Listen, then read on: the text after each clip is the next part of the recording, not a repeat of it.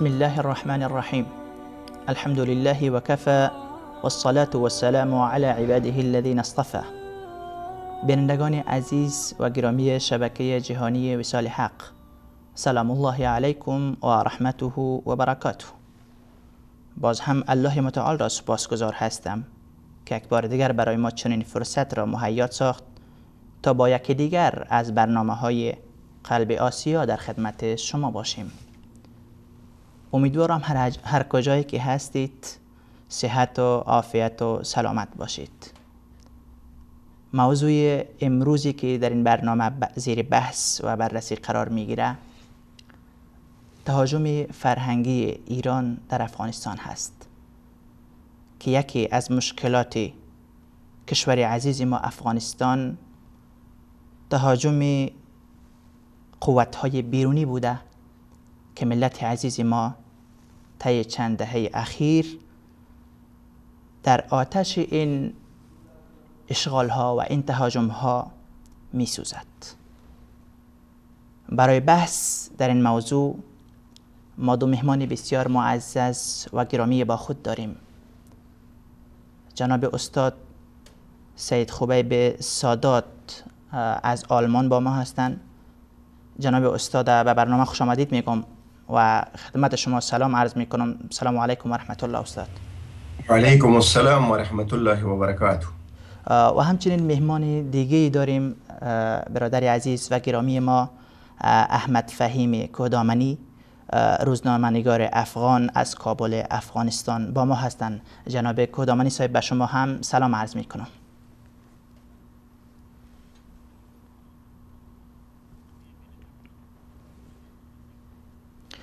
و علیکم السلام و رحمت الله و برکاته. تشکر میکنم از شما دو مهمان نهایت عزیز و گرامی که دعوت ما را لبیک گفته و در این بحث اشتراک کردید. جناب استاد سادات. بله بفرمایید. سوال اول قسمی که موضوع برنامه است تهاجم فرهنگی ایران در افغانستان. باید ما بدانیم که فرهنگ یعنی چی؟ میشه شما برای ما مختصرا فرهنگ تعریف بکنین؟ الحمد لله و الصلاة و السلام علی رسول الله و علی آله و صحبه و من تبع هداه و بعد. در قدم اول عرض سلام و احترام خدمت شما و کارکنان شبکه توحیدی وصال حق و عرض ادب و احترام خدمت یک از بینندگان و شنوندگان و علاقمندان این شبکه توحیدی. و بعد از آن به نام الله سبحانه و تعالی و با درود بر روان پاک رسول اکرم صلی الله علیه و سلم خدمت شما به عرض میرسانم که خود اصطلاح فرهنگ البته یک اصطلاح پرمفهوم و دارای معانی و دارای تعبیرهایی است که هر کشور و هر ملت دانشمندان او این کلمه را و نظر به لزومدید شرایط اعتقادی و شرایط فرهنگی و شرایط فکری خود تعبیر کردند.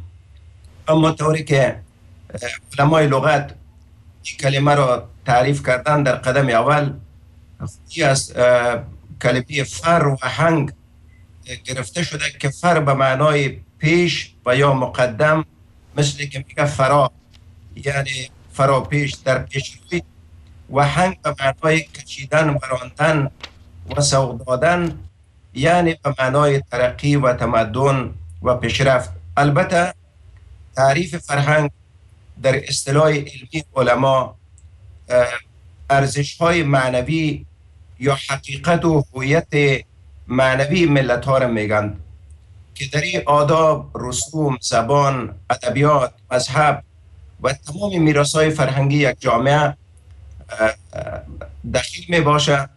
که البته تعریف فرهنگ از دیدگاه اسلام یک تعریف بخصوص داره که ما انشاءالله این را در بحث‌های خدمت شما بحث خواهیم رساند.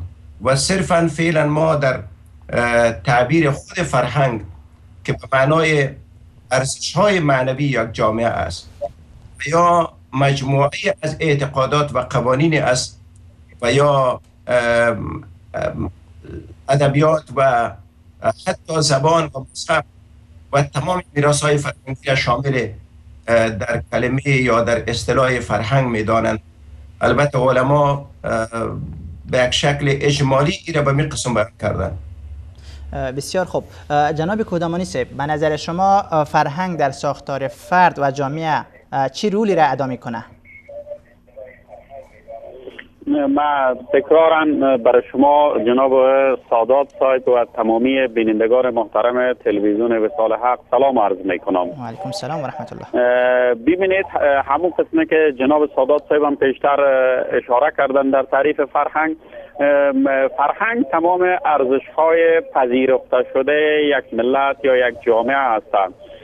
بدون شک در شکل دادن یا شکل گرفتن یک جامعه سالم فرهنگ خوب میتونه نقش داشته باشه. همون قسمه که به اصطلاح یک سری ارزش‌های نادرست را وقت تزریق میکنن در بدن فرهنگی یک جامعه، او ارزش‌های نادرست میتونه جامعه را یا یک ملت را به طرف انحراف و حتی انحطاط بکشونه. بنابراین حفظ ارزش‌های فرهنگی پسندیده در یک جامعه و کار کردن برای ترویجش یکی از کارهای خوب پسندیده و از مسئولیت‌های اصلی افراد با مسئولیت و به اصطلاح عام فرهنگی همون جامعه محسوب میشه. بسیار خوب، تشکر از شما. جناب استاد سادات. بله. ما میخوایم نظر اسلام در مورد فرهنگ و یا به الفاظ دیگه فرهنگ اسلامی را بشناسیم که فرهنگ اسلامی یعنی چی؟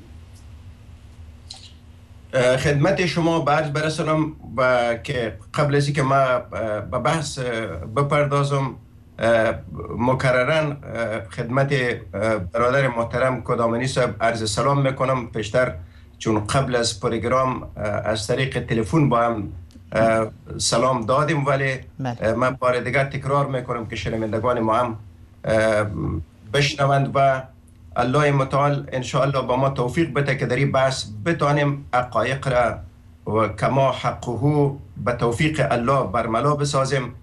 از دیدگاه اسلام فرهنگ اسلامی مجموعه از اعتقادات و قوانین و احکام و اخلاق و ارزش‌هایی است که از وحی الهی سرچشمه میگیره و تمام آداب و رسوم و حتی زبان ما و ادبیات ما در پوشش صبغت الله که همان رنگ دینی گرفتن و رنگ اسلامی گرفتن است داخل گرده و تمامی بخش‌های معنویات ما و ارزش‌های ما را فقط یک رنگ و یا صبغه دینی بخشیده باشه. این به معنای فرهنگ اسلامی است یا تعریف فرهنگ اسلامی که منشأ میگیره از وحی اسلامی و از وحی الهی و اگر عقیده ماست پیوندش با وحی است، اگر قوانین ماست پیوندش با وحی است و اگر احکام است پیوندش با وحی است. بنابراین تصورات ما و یا جهانبینی ما و یا فرهنگ اسلامی که ما از آن تعبیر میکنیم تمامش در حیطه فرهنگ اسلامی منبعث و یا گرفته شده از وحی الهی می باشه که در نزد مسلمان ها این فرهنگ البته یعنی اهمیت حیاتی داره. عقیده اسلامی شامل در فرهنگ اسلامی است، شریعت اسلامی، تاریخ اسلامی، تمدن اسلامی، لغت اسلامی، این یک هویت مشترکه در بین تمامی مسلمان ها است. به این خاطر است که امروزه در رابطه با این مطلب مسلمان ها زیادتر اگر متوجه نباشند دشمنان اسلام زیادتر ترکیز دارند که مسلمان ها را از هویت و شخصیت و از فرهنگ اسلامیشان به دور بگردانه. یک تعریف مختصر بود البته. بله، یعنی فرهنگ اسلامی عبارت از تمام احکام و اوامر و قوانین الهی است که توسط وحی بر ما رسیده. بله. بسیار خوب جناب کهدامنی صاحب، قسمی که موضوع برنامه ماست تهاجم فرهنگی ایران در افغانستان، پس ما باید اول بدانیم که فرهنگ افغانستان یا فرهنگ افغانی یعنی چی؟ ببینید، من زیادتر باور به فرهنگ مختص به نام فرهنگ افغانی ندارم. همون قسمی که پیشتر جناب سادات صاحب اشاره کردن، ما یک بخش از امت اسلامی هستیم و فرهنگ ما همش برمیگرده به او مسائلی که توسط احکام دینی ما بر ما مشخص شده. اما این را فراموش نکنیم که قبل از افغانستان هم در زمانی که کشور به نام خراسان داشتیم ما یک منبع بودیم برای ترویج فرهنگ اسلامی بر یک بدنه دیگه از دنیای اسلام به خصوص به طرف هند و آسیای میانه و اینجا. در دوره خراسان ما تانسته بودیم که اتفاقا به فرهنگ دینی ما خدمات خوب بکنیم. اما پس از این که کشور ما کوچک شد، تغییر نام دادن کشور ما را و حکومت ها به شکل خانوادگی یا تباری اینجا شکل گرفت، جای فرهنگ دینی ما را فرهنگ قومی یا قبیله‌ای مردمان سرزمین ما به نام فرهنگ افغانی گرفت. من زیاد پیشتر هم اشاره کردم که باور به فرهنگ افغانی ندارم. ما مسلمان هستیم، فرهنگ یا ثقافت ما ثقافت دینی ماست و از توحید شروع، شریعت، فقه، تاریخ، همه از اینا بخشای مختلف از فرهنگ دینی ما هستند. بنابراین ما فرهنگ ما با تمام مسلمان های دیگه دنیا فرهنگ مشترک است. جناب استاد سادات، شما با نظر جناب کهدامنی صاحب موافق هستید که ایشان پابند به هیچ فرهنگ به نام فرهنگ افغانی نیستند و تنها فرهنگ اسلامی را ممثل و بیانگر فرهنگ خود و تمام جوامع اسلامی می‌دانند؟ بله، ببینیم که در رابطه با فرهنگ اسلامی، البته فرهنگ و ثقافت اسلامی وقتی که به طرف کشورهای مانند ایران و افغانستان و هندوستان این فرهنگ یا بشارت این فرهنگ برای مردم ما آمد، البته تمام عنعنات و کلتورها و یا داشته‌های معنوی کشورها را تمام او را از بین نبرد، بلکه او فرهنگ ها را و یا او عادات و رسومی را که تطابق و توافق با قوانین اسلام داشت او را تقویه کرد و چیزهای او را که به طرف انحراف و الحاد و دور شدن از توحید و رسالت حرکت میکرد، او چیزها را برای مردم فهماند که باید از این فاصله بگیرند. زیرا که فرهنگ اسلامی البته خصوصیات از خود داره که با این خصوصیات خود تانست فرهنگ ها و ثقافت های دیگر را یک تعداد، نه تنها که اونا را از بین نبرد، یک تعداد او را به اصلاح او پرداخت و او را رشد داد، یعنی به این معنا که اونا را منکرات او را اصلاح کرد، همون ترتیبی که پیامبر اسلام میفرماید من رأى منکم منکرا فلیغیره بیده، منکرات او را اصلاح میکنه. و به طور مثال پیامبر علیه السلام در غزوه خندق، کندن خندق را یک ابتکار بود از یک صحابی جلیل القدر به نام سلمان فارسی و این در اوجا معمول بود. و یا مثلا در زمان عمر ابن الخطاب امی سکه هایی را که مردم متداول بود به نام داد و ستود، امی نقود یا پول هایی که در مردم خرید و فروش میکردن در هم دیناری را که در خود مکه و یا مدینه کدام سکه نداشتند، ولی ایرا حضرت عمر ابن الخطاب از امو مردمای فارس و روم آن زمان که در هم دینار و این متداول بود اینا رو رشد دادند و یا شاخه های نظامی دیگری را. یعنی هدف ما این است که آن قسمت از فرهنگ ها و عادات و رسوم و عنعناتی که در تضاد با قرآن و یا در تضاد با سرچشمه وحی بوده، اسلام او را اصلاح کرده و یا گفتن که دیگه باید این انجام نشوه، ولی چیزهایش که مثبت بوده اسلام در پهلوی ازی که فرهنگ خود را در اونجا جابجا کرده، او فرهنگ های مثبتی که بوده اونا را رشد داده. بله، جناب کهدامنی صاحب، میشنوم. قسمی که شما قبلا گفتین شما پابند هیچ فرهنگی به نام فرهنگ افغانی نیستین و تنها فرهنگ را به نام فرهنگ اسلامی میشناسین و همین فرهنگ ممثل و بیانگر فرهنگ تمام جوامع اسلامی هست. امروز قسمی که موضوع برنامه ما تهاجم فرهنگی ایران در افغانستان هست، شما همین موضوع را چی تشریح میکنین؟ یعنی کدام فرهنگ ایرانی که داخل افغانستان شده و جایگزین فرهنگ های افغانی میگین یا فرهنگ های اسلامی میگین شده به نظر شما؟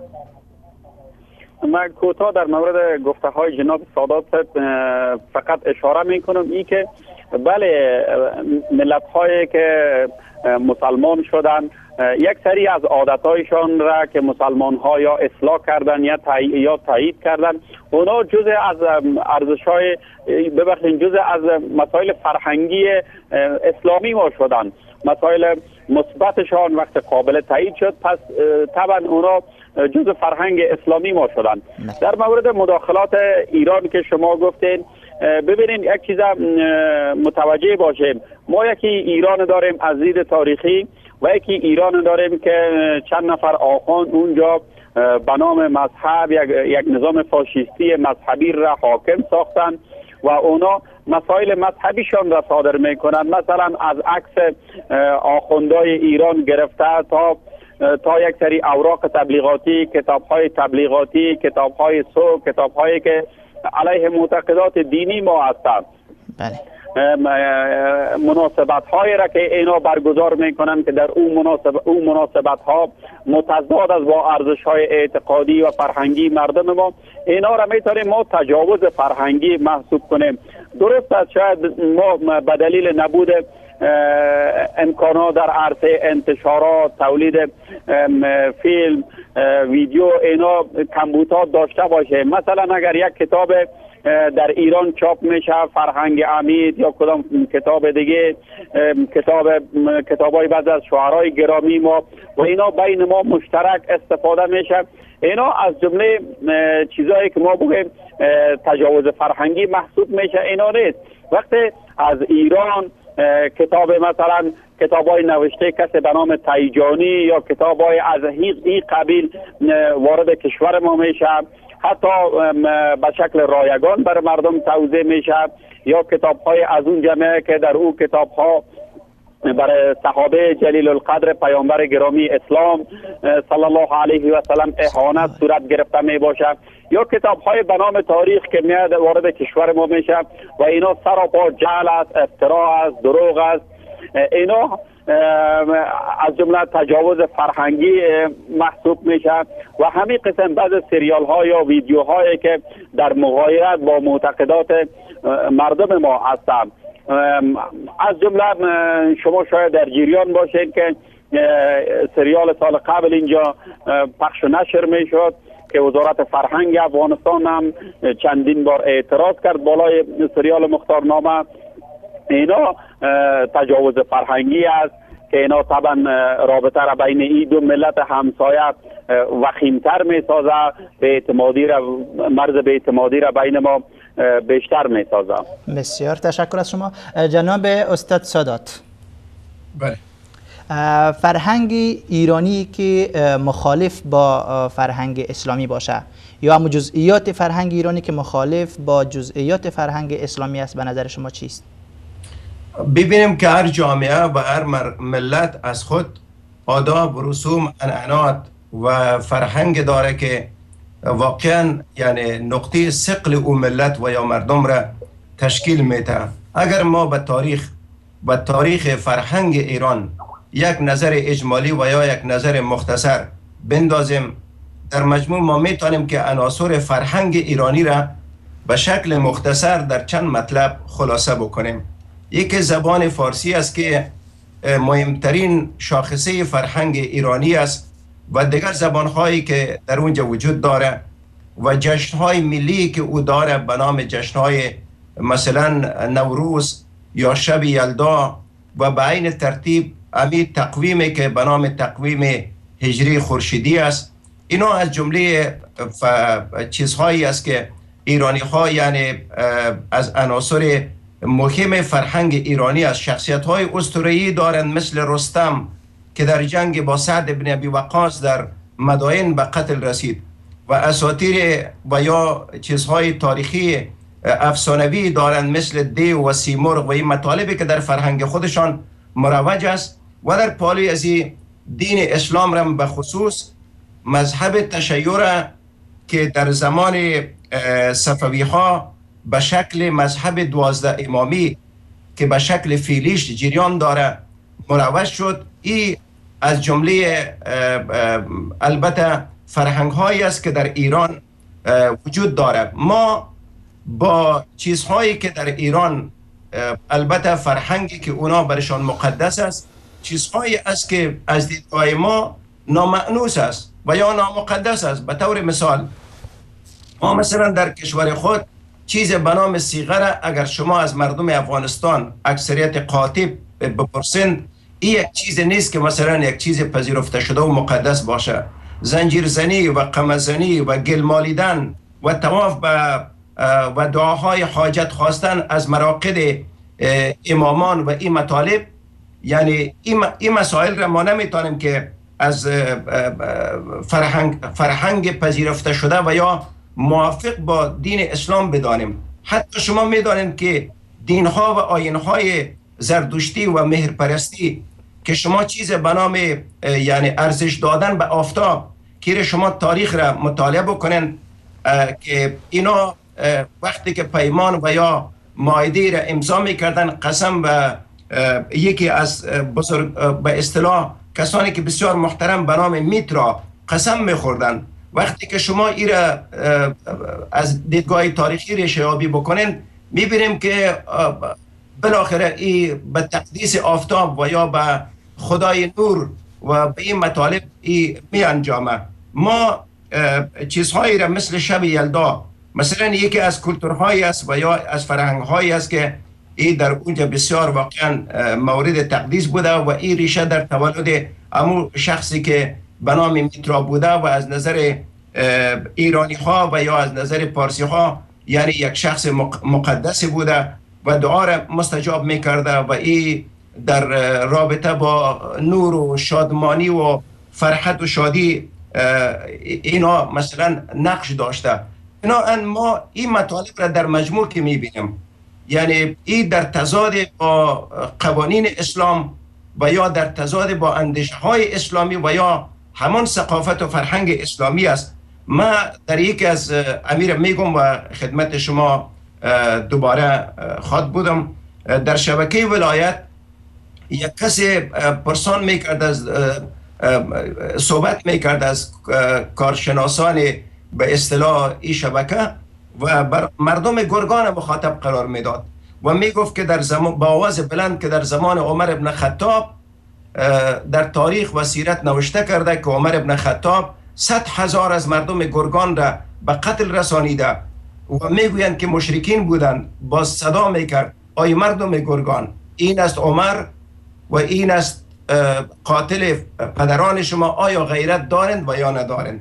شما ببینید که وقتی که ما از یک طرف دعوای فرهنگ اسلامی میکنیم و از طرف دیگه این فرهنگ اسلامی ما تابع همان عادات و فرهنگ های دوران جاهلیت خود باشه، یعنی این در تضاد صریح با هم فرهنگ اسلامی است و حقیقتا این برای مردم افغانستان نامأنوس است.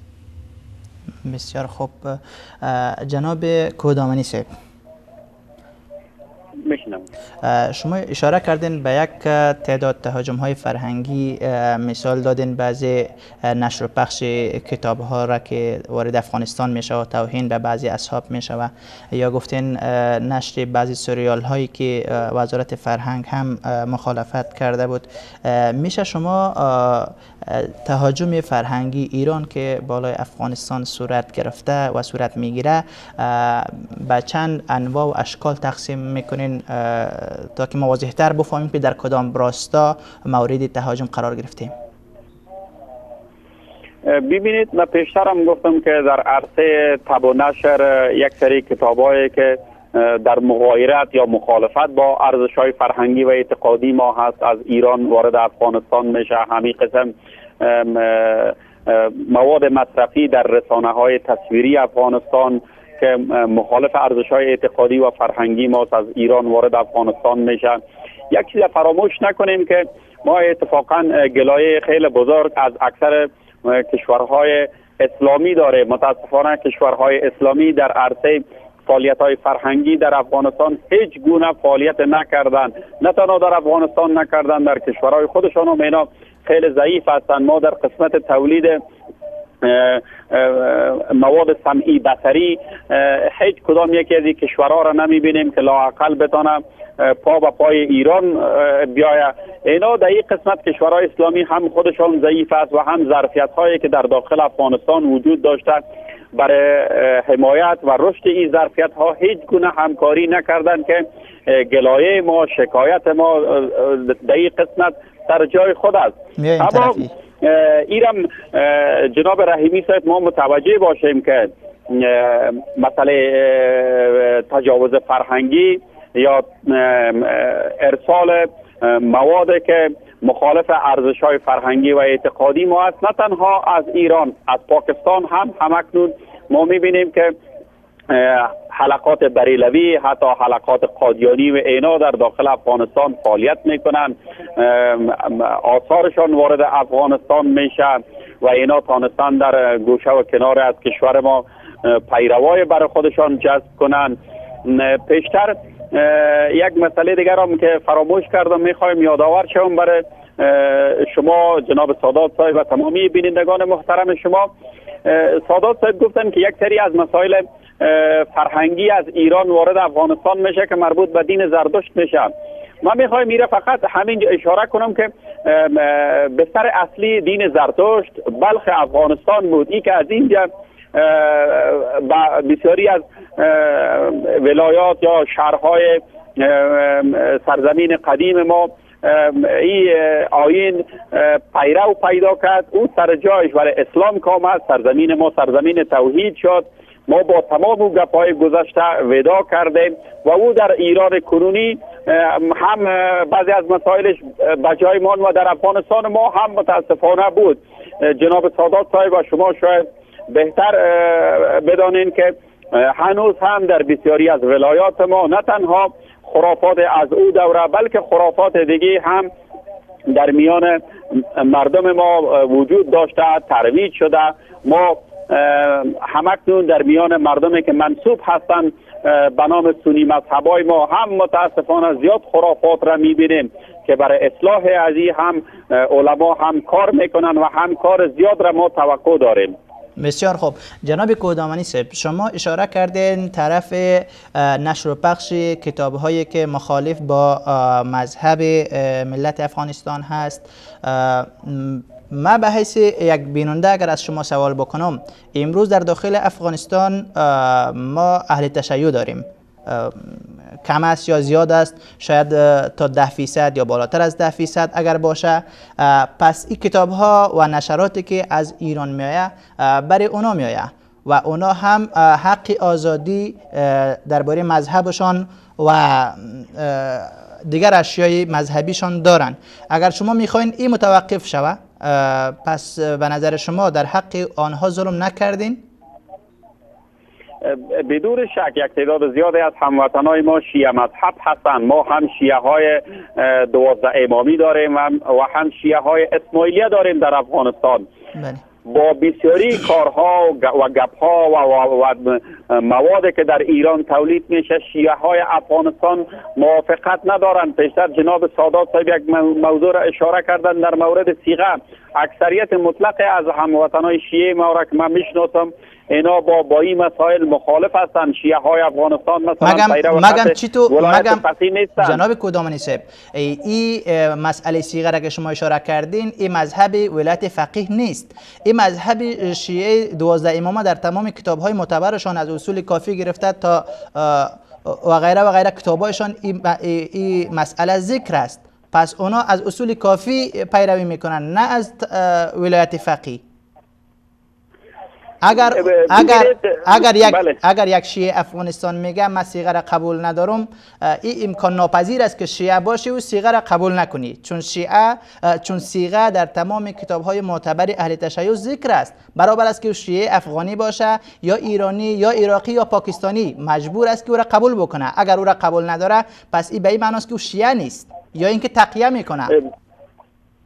ببینید ما زیاد داریم از هموطنان شیعه مذهب ما را که اینا با مسائل مثل صیغه مخالف هستند. مثلا در عاشورا اینا خودشان را قمه نمیزنند، اینا برشان مسئله ولایت فقیه که یک مسئله مذهبی است در ایران اینا باور ندارن.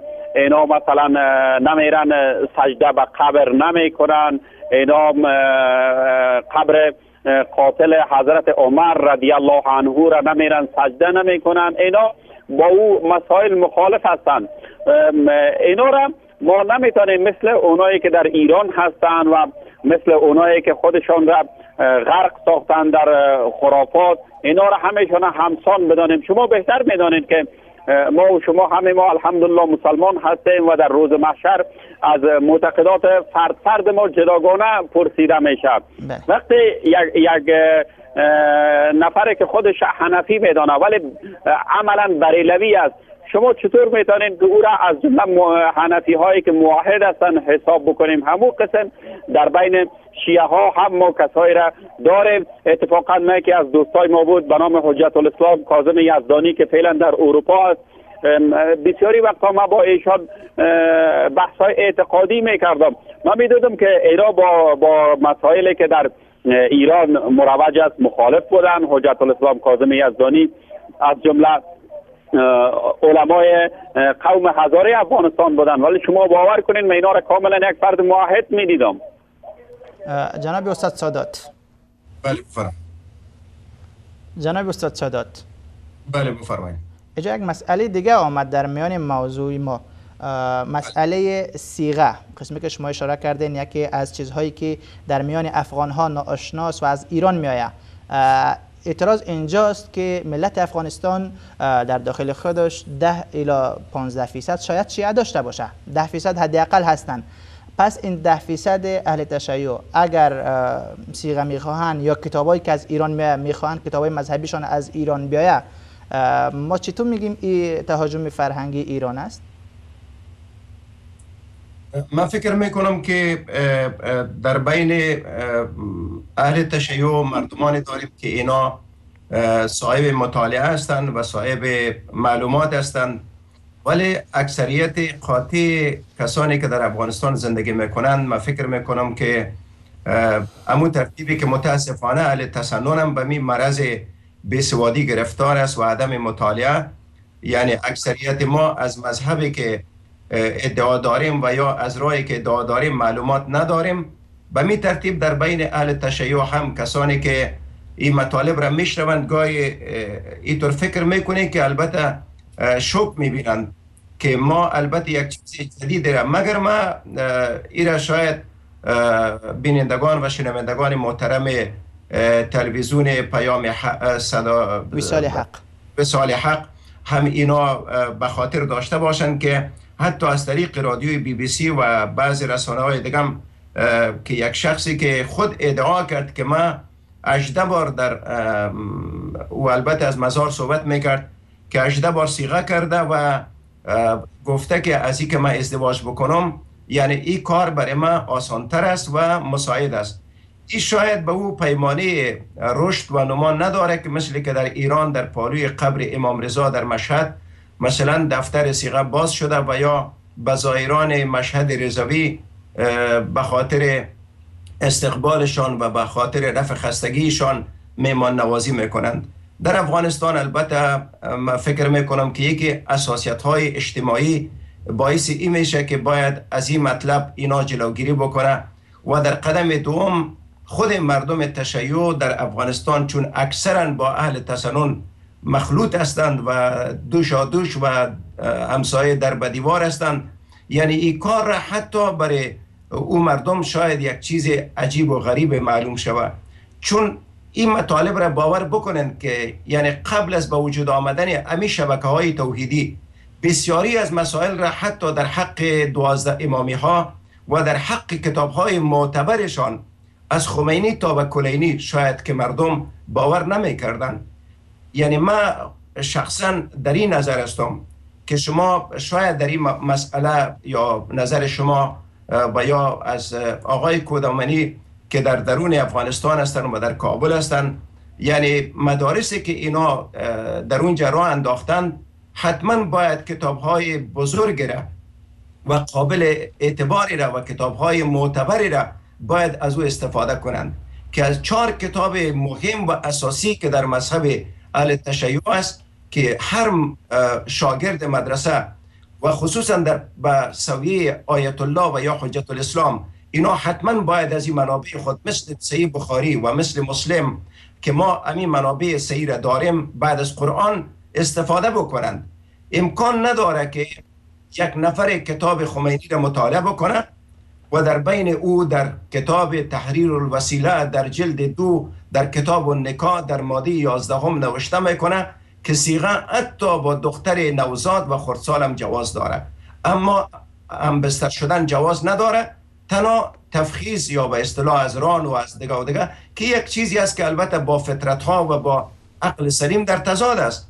و به عین ترتیب شما میبینید که اگر ما در این مدارس و یا در این مکاتب کتاب هایی را سرازیر میکنیم برای ای که مثلا در تبادله فرهنگی ما معتقد هستیم که باید تهاجم نباشه و در مقابل او ما یک لفظ به نام تبادل فرهنگی، این هر جامعه حقش است که باید بروه و با مردم تبادل نظر بکنه. پیامبر اسلام با نصرانی های نجران این کار انجام داد و در سوره آل عمران آیات موثق قرآن کریم است. اما امکان داره که ما یک مدرسه یا مدارس بسازیم که منابع خود را در اونجا تدریس نکنیم و بعدا ما حجت الاسلام و یا یک عالم دین به جامعه تحویل بدیم، اینا ممکن است. شما به طور مثال مثلا در کتاب آقای خمینی وقتی که کشف اسرار نوشته میکنه باب داره در صفحه 110 و 115 باب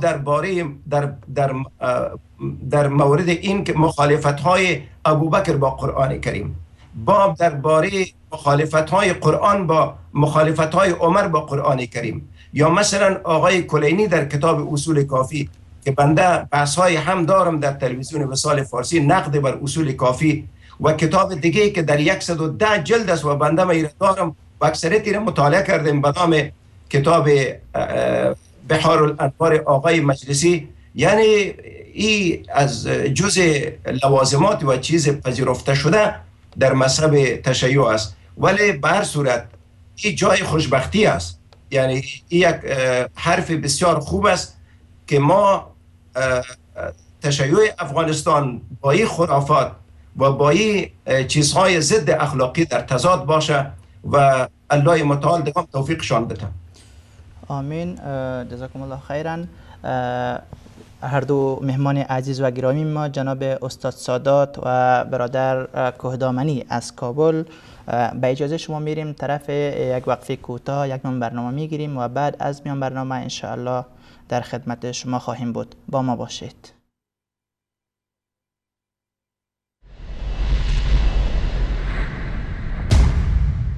اهداف شوم آخوندهای رافضی در افغانستان. اصفهان ما یه ویژگی خوبی که داره اینه مهمون زیاد داریم،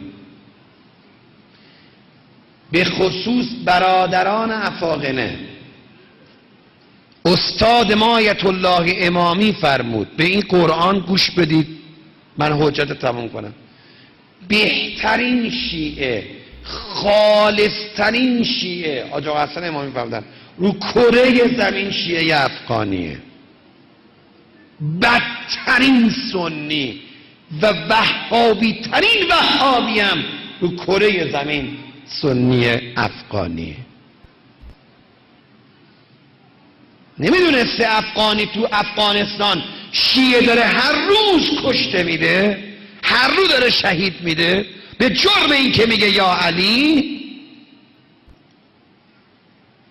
الان شما نگاه کنید 30 سال افغانستان مرزش باز به ایران، ما هر سال 4 میلیون 5 میلیون افغانی داریم. ما ایرانی‌ها و شیعه‌ها اگر زرنگ بودیم در این 30 سال میتونستیم تمام کشور افغانستان رو چیکار کنیم؟ شیعه کنیم.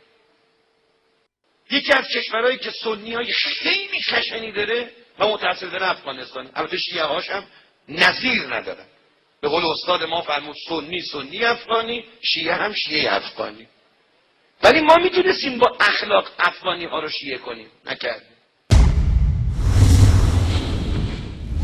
سرزمین افغانستان امروزی بخش بزرگی از خراسان کهن را در بر گرفته است.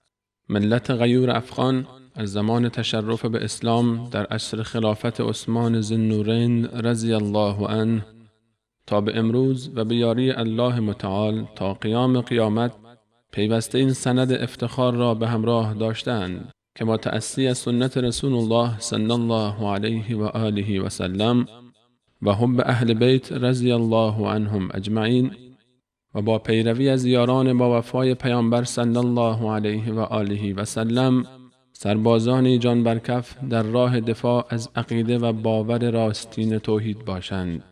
تاریخ زرین این سرزمین ثابت نموده است که این مرز و بوم هرگز در برابر دشمنان اعتقاد و باور خیش سرخم نکرده و تن به ذلت ندادند. هلاکت لشکر 200,000 نفری استعمار پیر انگلیس ابرقدرت آن زمان در حمله به افغانستان و زنده گذاشتن فقط 1 نفر از آن نیرو و به زانو در آمدن شوروی سابق ابرقدرت زمانه خیش بعد از 14 سال تراش نافرجام در اشغال افغانستان و به دنبال آن تجزیه شدن و فروپاشی آن کشور تنها برگی از دفتر رادمردی‌های سرزمین مجاهدان و فاتحان است. و امروز هم طاغوت زمان و جیره‌خواران همراهش سرنوشتی بهتر از گذشتگان خود نخواهند داشت. اما آنچه ساکنان آریانا را در مقابل این طوفان‌ها چون هندوکش استوار نگه داشته است، تمسک این دیار به باور توحید است. همان عقیده راستینی که اساس دشمنی بدخواهان این ملت است. از این رو همیشه تلاش داشته‌اند تا با آلوده ساختن چشمه حیات این سرزمین به شرک و خرافات آنان را برده و غلام خیش سازند. در میان این دشمنی عقیدتی از میان همسایگان کشور نقش ایران پررنگتر است. بعد از انقلاب منحوس خمینی در ایران و تحریک این رژیم و همکاری عده‌ای از وطن فروشان داخلی، جنگ‌های مذهبی و قومی به وجود آمد و یا شدت گرفت. رژیم ایران هرچند به ظاهر دست دوستی دراز نمود، اما پنجه‌های فولادینی که در زیر پوشش حریر پنهان شده بود بر آگاهان پوشیده نماند. ترس از به قدرت رسیدن یک حکومت سنی مقتدر در همسایگی ایران پس از پیروزی مجاهدین بر شوروی سابق خواب را از چشمان دجالان رژیم آخوندی می رو بود. به همین جهت هیزم آتش جنگ‌های داخلی را فراهم نمودند. در این میان صفوی زادگانی که به نام افغان نوکران دست به سینه رژیم ایران بودند، صحنه‌هایی را از ظلم و جنایت و نسل کشی مذهبی در افغانستان به تصویر کشیدند که تا قبل از آن تاریخ در این کشور بی سابقه بود. پیکر این سرزمین هنوز زخم‌های تجاوز و قتل و کشتار دختران و زنان و کودکان این وطن را به دست سربازان صفوی حزب وحدت فراموش نکرده است. حزبی که شعار وحدت را پوششی برای تفرقه و اختلاف اندازی خود ساخته بود. این کین و بغض هنگامی به اوج رسید که آمریکا به ایران پیشنهاد همکاری در حمله به افغانستان را مطرح نمود. رژیم ایران که با وجود ادعای دوستی و شعار وحدت مسلمین خود را در راه دستیابی به اهداف شومش در افغانستان نزدیکتر از همیشه می‌دید، از یک سو همکار آمریکا در اشغال افغانستان بود و در سوی دیگر بر کشتگان افغان اشک تمساح می‌ریخت. طالبان دشمن ماست، آمریکا هم احساس می‌کرد طالبان دشمن ماست و سرنگونی طالبان در درجه اول تامین کننده منافع ایران بود. در افغانستان به قول خود افغان‌ها چیزی نبود که خراب بشه. قبلا همه چیزش خراب شده بود. امریکایی‌ها حمله می‌کردن، میگفتن حالا رفتن پناهگاهی رو پیدا کردن، مثلا در غارها حمله می‌کردن، یه بمب عجیب غریبی رو که می‌تونه یه کوه رو منهدم کنه شلیک می‌کردن، هیچ اتفاقی نمی‌افتاد. در یکی از این جلسات یکی از اعضای هیئت ایرانی نظامی بود و اون توضیح داده بود شرایط داخل افغانستان رو. قبل از اون احساس دشمنی با صدام نبود. صدام دشمن ما بود، بنابراین ما هم می‌خواستیم که صدام از بین بره. گفتم بیایم تجربه افغانستان رو در مورد عراق را تکرار بکنیم، منتها این دفعه 6 به علاوه 6 باشه. 6 همسایه عراق به علاوه 5 عضو دائم شورای امنیت که آمریکا هم جزو اوناست، به علاوه مصر. آینده عراق هم برای ایران بسیار مهم بود. در همین چارچوبی که ما به افغانستان نگاه می‌کردیم، به آینده عراق هم نگاه می‌کردیم. نیروهای زیادی در ایران بودن، شخصیت‌های برجسته‌ای که میتونستن رهبران آینده عراق باشن. آیا نمیشه به این ایران به عنوان نیرویی که میشود با اون مشکلات را حل کرد نگاه کنیم تا خود این را مشکل بده؟ اینها اینقدر پررو هستن، در افغانستان باشون همکاری شد، در عراق باشون همکاری شد، در هسته‌ای هر تحمیلی کردن پذیرفته شد. بعد آقای بوش اومد با پررویی گفت ایران محور شرارت است. بعد از اون همکاری ها به یقین می توان گفت هیچ کشوری به اندازه ایران از اشغال افغانستان خوشحال نشد و سود نبرد. بعد از اشغال افغانستان به دست آمریکا، این رژیم ایران است که به قصد مشرک ساختن مردم رنج دیده این سرزمین تلاش نموده، با فرستادن منافق صفتانی به مانند آیت الله آصف محسنی که تخصص خاصی در تقیه و درویی دارد و افتتاح کانال‌های محوره‌ای مختلف مانند تمدن و مراکز ترویج فرهنگ رافضیگری به مانند خاتم الانبیا در کابل و یا مدارس به اصطلاح توحید در هرات و دیگر نقاط کشور تلاش می نماید تا مال و ناموس و خاک این سرزمین را به نام خمس وثیقه و همکاری به تاراج برد. اعطای تابعیت ایرانی به بیش از 30,000 نفر از شیعیان افغانستان در قم و پذیرش آنان در حوزه‌های علمیه آن شهر و یا نجف و مشهد با هدف تربیت فتنه انگیزان بدصفتی چون آخوند شیطانیاری، اعطای بورسیه‌های مختلف تحصیلی به دانشجویان شیعه به امید سلطه بر کرسی‌های حکومتی در افغانستان، فرستادن گروه‌های دعوتگر شیعه به نیت مغز شویی و ارسال کتاب‌ها، مجلات و محصولات فرهنگی مختلف بر ضد اهل سنت، تنها بخشی از تلاش مذبوحانه رژیم آخوندی ایران برای کاشتن بذر کینه و اختلاف در افغانستان است. اما آنچه قابل توجه است، اعتراف امثال این آخوند به شکست تمام این اهداف شوم است. بیش از 3 دهه زندگی مهاجران افغان در ایران نه تنها هیچ دستاوردی برای تشیع نداشت، بلکه سبب آگاهی بسیاری از برادران و خواهران شیعه نسبت به توحید گشت و مردم افغان را نسبت به اعتقاد و باورشان پایبند تر ساخت. و علاوه بر اهل سنت افغان، بسیاری از شیعیان افغان دست پرورده خودشان نیز از سرسخت ترین دشمنان آنان قرار گرفتند. شما الان با آقای خامنه‌ای توهین میکنه همین که برد عمر خدا لعنتش کنه خامنه‌ای رو. مرتد این خبیث خدا لعنت کنه. تمام علمای هم که از او پیروی میکنه خدا همشون لعنت کنه ان شاء الله. خامنه‌ای شما چیه که نمیشه از اون انتقاد کرد؟ این چه بلایی هست، چه میکروبی هست که نمیشه از اون انتقاد کرد؟ با خدا قسم دست من میفته قلاده سگ به گردنش میبندم، به دستشویی کلهشو میبندم. البته لازمه به ذکر است که ملت افغان به خوبی میدانند که حساب مردم ایران از این رژیم آخوندی جداست. به همین جهت همزبانان ایرانی خیش را چون خود میدانند و پیوسته روابط حسنه‌ای با این عزیزان داشته و خواهند داشت. و این نظام صفوی حاکم بر ایران است که بعد از به قدرت رسیدن تلاش نمود تا به جای پررنگ کردن اشتراکات زبانی و فرهنگی بین دو ملت، اختلافات مذهبی را دامن زند.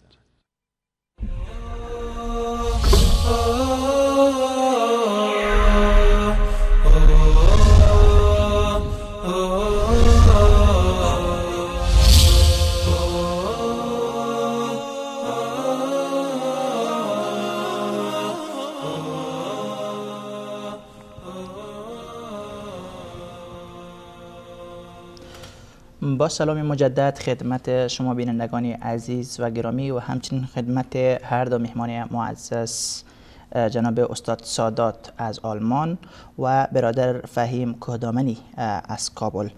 خدمت شما عرض و ادب و سلام دارم یک بار دیگر.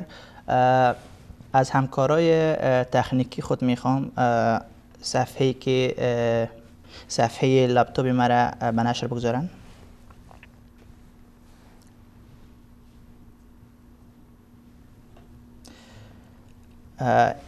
این تصویر را که شما بیننده های عزیز میبینین یکی از تصاویری است، یکی از اجتماع ها یا جلساتی است که در داخل افغانستان هست. در این تصویر شما متوجه شوین در پایین عکس خمینی هست و تصویر بعدی را میبینیم. باز شما خودتون قضاوت بکنین این اکرام و تکریم و تعظیم از یک ایرانی تبار در افغانستان چگونه انجام می‌یابد و تصویر بعدی را ببینین که ایرانی ها یا دولت آخوندی ایران با افغانی ها چگونه تعامل، چگونه رویه و سلوک دارن تا برای شما شاید حقیقت توسط این تصاویر واضح شود. این هم تصویر دیگری هست از ایران. چند تن از هموطنان عزیز ما البته از ولایت تخار بودند. 6 تن از ولایت تخار را اینجا در ایران البته به دار آویختن. تمام اعدام هایی که در ایران صورت میگیره مخالف قوانین بین المللی هست، چون محاکمه اینها عموما اینها را به جرم قاچاق مواد مخدر و غیره اعدام میکنن، اما محاکمه علنی نمیکنن و برای اینها حق دفاع نمیتن. یک محاکمه عادلانه صورت نمیگیرد تا که جرم اینها ثابت شود و بعد از اینکه اینها را اعدام میکنن البته اجساد اینها را هم به افغانستان نمیسپارن. سالهای قبلی یک تعداد اجساد اعدام شده افغان ها را که برای افغانستان سپاریدن در بدل پول سپاریده بودند. مهمان عزیز ما فهیم کهدامنی، صدای ما را دارین؟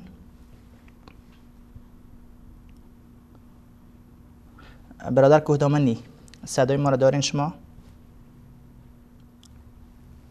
همکارای تکنیکی ما مثل که تماس با کهدامنی مثل که قطع شده. ما میریم طرف استاد سادات. استاد سادات، بله بفرمایید. این دو تصویری که اینجا نشان دادیم شما البته دیدین. یکی تصویری است که در افغانستان هست و خمینی واضح است در تصویر، و تصویر دیگهش از 6 هموطنان عزیز ما افغانستان هست که در ایران اعدام شدن. یک طرف اکرام و تعظیم افغانی ها برای ایرانی ها را میبینین و در تصویر دیگه این اجساد به دار آویخته هموطنان عزیزی ما را میبینیم که جرمشان هم معلوم نیست، محاکمهشان هم معلوم نیست. در افغانستان البته فعلا دو گروه مردم هستند. یک تعدادشان تصویر خمینی یا و غیره اشخاص ایرانی را در مجالس افغانی در میان افغان ها یک نوع تهاجم فرهنگی میدانند. در جانب دیگر یک تعداد کسای دیگه هم هستند که اونا به این دعوا هستند و مدعی ازی هستند که خمینی تنها مربوط ایران نمیشه، بلکه یک شخص فراتر از ایران هست، یک شخص ملی و اسلامی هست که او تعلق میگیره به تمام مسلمان های اهل تشیع دنیا. پس بودن تصویر از او در چنین مجالس تهاجم فرهنگی نیست. نظر شما در این مورد چیست؟ بسم الله الرحمن الرحیم. با عرض سلام مجدد خدمت بینندگان و شنوندگان محترم شبکه جهانی وصال حق.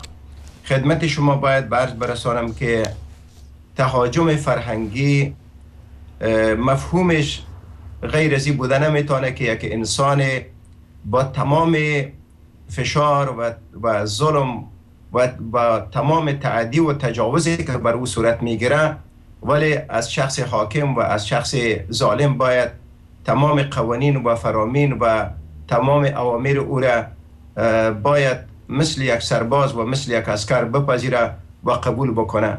من تعجب داریم میکنم که یعنی ما با تمام مدارک و شواهد و اسناد زنده که به دست داریم، حتی اجساد اعدام شدگانی که یعنی در تمام صفحات اینترنتی به کثرت و وفرت پخش شده و دولت ایران هم با متاسفانه با پررویی و با کمال بی‌حیایی این مطلب را میپذیره که بله ما در حدود زیادتر از 4000 افغان داریم که اکثریت آن محکوم به اعدام شده اند و اجساد اعدام شدگان هم به فامیل هایشان وقتی که تحویل میدهند پول اعدام، پول رسمان، پول کفن و پول تابوت و پول وسیله نقلیه که او را تا سرحد افغانستان انتقال میدهند، تمام این مطالب را از فامیل مظلوم و از فامیل مقتول باید به دست بیاورند. من تعجب داریم میکنم که ما الگوی خود برخلاف قرآن امام خمینی را قرار میدهیم، در حالی که قرآن کریم میفرماید ولکم فی رسول الله اسوة حسنه لمن کان یرجو الله والیوم الاخر. برای شما در پیروی از رسول الله اسوه حسنه است.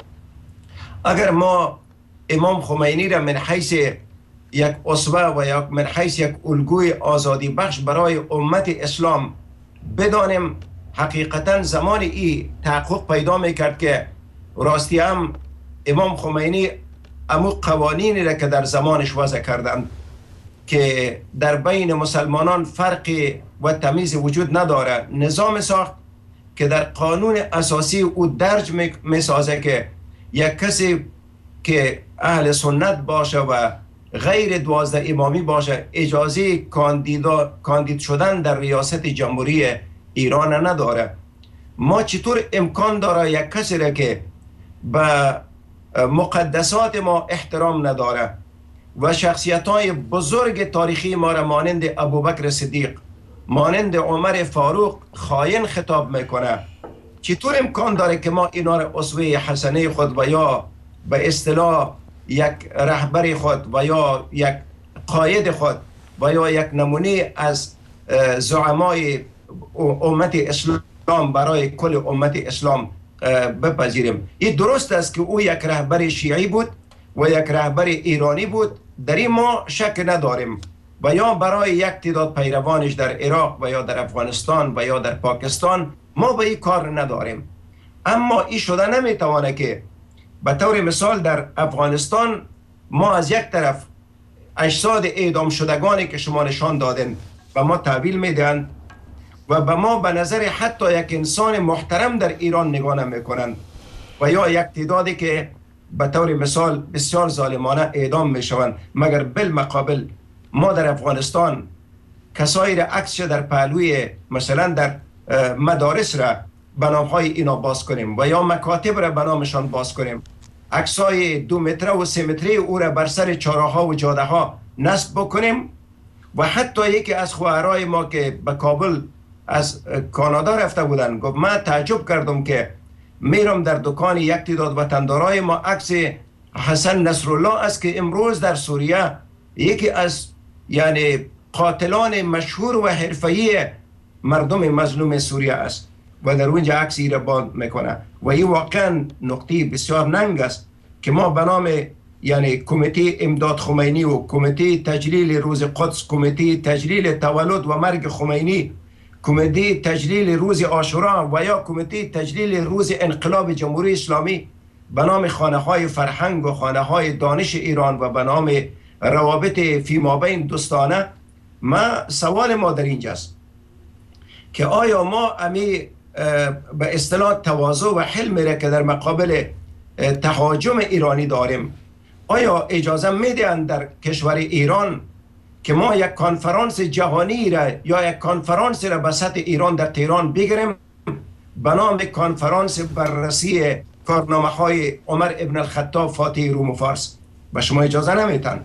آیا اجازه میتن به شما که ما یک کارنامه های ابوبکر صدیق را در اونجا بگیم که ما یک به اصطلاح یک سمینار و یا یک کنفرانس در تهران و یا در اصفهان دایر میکنیم؟ به شما اجازه نمیدن. حتی در مجموع در کل پایتخت ایران یک مسجد جامع برای اهل سنت اجازه نمیدهند. ما نمیگوییم که ما بالمقابل کار در مقابل تشیع افغانستان کنیم، مثل که در ایران اهل سنت را مساجدش ویران میکنند و یا علمای اهل سنت اعدام میکنند، مگر ما باید عدالت را زیر پا نکنیم. قرآن کریم میفرماید که شما عدالت بکنند. عدالت این نیست که ایشان ما را به دار می آویزند و ما عکسایشان و جاده ها را و سرک های افغانستان را به نام دیپلمات های شهید ایران و به نام سرک امام خمینی و به نام مدرسه امام خمینی و به نام سبحان الله، یعنی این خودش یک نوع یعنی زیر تاثیر فرهنگ بیگانه رفتن است و تهاجم فرهنگی مفهوم غیر از این نداره. بسیار خوب جناب استاد، ما اینجا تصاویر دیگه هم داریم، موضوعی را که شما قبلا اشاره کرده بودین او را میخواهیم برای بیننده های عزیز خود نشان بدیم. از همکارای تکنیکی خود من میخوام که تصویر لپتاپ مرا به نشر بگذارن. بله، در این تصویر شما میبینین نوشته است از ورود اتباع افغانی به داخل استخر معذوریم. در جای آب بازی است یا حوض آب بازی است که از ورود افغان ها در اینجا معذرت خواستن. شاید به این عقیده باشند که آب حوض نجس نشوه، پلید نشوه. عکس بعدی را میبینیم. عکس بعدی را نشان بدین. کتاب الطهاره خمینی هست، جلد سوم کتاب. در جلد سوم کتاب صفحه را ببینین. شاید دلیلش که افغانی ها را به حوض نمیگذارن یا معذرت میخواهند از ورود افغان ها، شاید دلیلش همین باشه.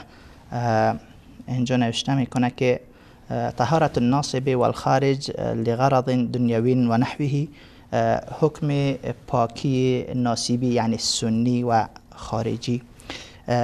در پایین نوشته کرده اینجا که عائشه و زبیر و طلحه و معاویه و اشبههم در پایین است و این کانوا اخبث من الكلاب والخنازیر. میگه عائشه، زبیر، طلحه و معاویه و امثال اینها اصحاب دیگری پیامبر و این کانوا اخبث من الكلاب والخنازیر، اگرچه در حقیقت اینها خبیثتر و پلیدتر از عایشه و زبیر و از سگها و خنزیرها یعنی خوگها هستند. این اصحاب کرام اگرچه در حقیقت نجستر و خبیثتر و پلیدتر علیاذ بالله از سگها و خنازیر هستند. پس در اینجا مادر مؤمنین حضرت عایشه و اصحاب پیامبر از زبیر و طلحه و اینا را از سگ و خنزیر و خوک کرده هم جناب خمینی اینجا پلیدتر و خبیثتر میخوانه. پس اتباع و پیروان او را چگونه به حوض اجازه میتن؟ چیز دیگه که جناب استاد قبلا شما اشاره کردین که فتوای خمینی در مورد استمتاع یا متع کردن توسط طفلی شیرخوار که به سن نکاح به سن ازدواج نرسیده باشه، ایرم نشان بدن همکار تکنیکی ما، چون جناب استاد قبلا اشاره کردن. این کتاب تحریر الوسیله خمینی هست. و اما سائر الاستمتاعات كاللمس بشهوه والضم والتفخيذ فلا بأس بها حتى في الرضيعه. میگه استفاده گرفتن مانند لمس کردن و دست کشیدن با شهوت البته و در آغوش گرفتن و در میان ران گرفتن، فلا بأس بها، هیچ مشکل نداره. حتی فی الرضیعه، اگرچه دخترک شیرخوار و سینه خواری مادر باشه، اگرچه از 2 ساله پایین هم باشه مشکل نداره. این فتوای خمینی هست که در تصویر اول مادر مسلمان ها حضرت عایشه و تعداد دیگری از اصحاب پیامبر از سگ و خنزیر خبیثتر میدانه. اما در جانب دیگر ما میبینیم که در داخل کشور عزیز ما افغانستان که بیشتر از 90% ما اهل سنت هستیم و تصویر ای آقا را در مجالس خود و در چهارراه‌های عمومی خود به نصب میگذاریم. پس در حقیقت آیا ما خیانت در مقابل مادر خود و مادر مؤمنان حضرت عایشه و دیگر اصحاب پیامبر نکردیم؟ نظر شما چیست استاد در این مورد؟ استاد سادات.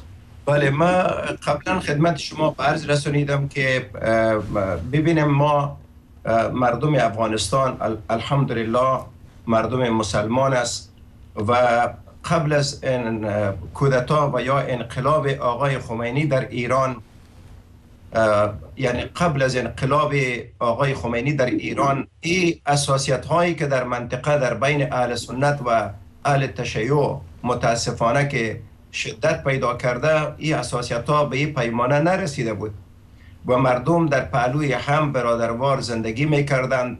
ولی متاسفانه شما بعد از انقلاب آقای خمینی و بعد از صدور انقلاب، طوری که گفت ما انقلاب را صادر میکنیم، صدور انقلاب در افغانستان، صدور انقلاب در پاکستان، صدور انقلاب در سوریه، صدور انقلاب در مصر و در یمن و حتی متاسفانه که اینا تصامیم بسیار ناروای دیگه بر سر می پرورانند، طوری که سفیر سابق امریکا در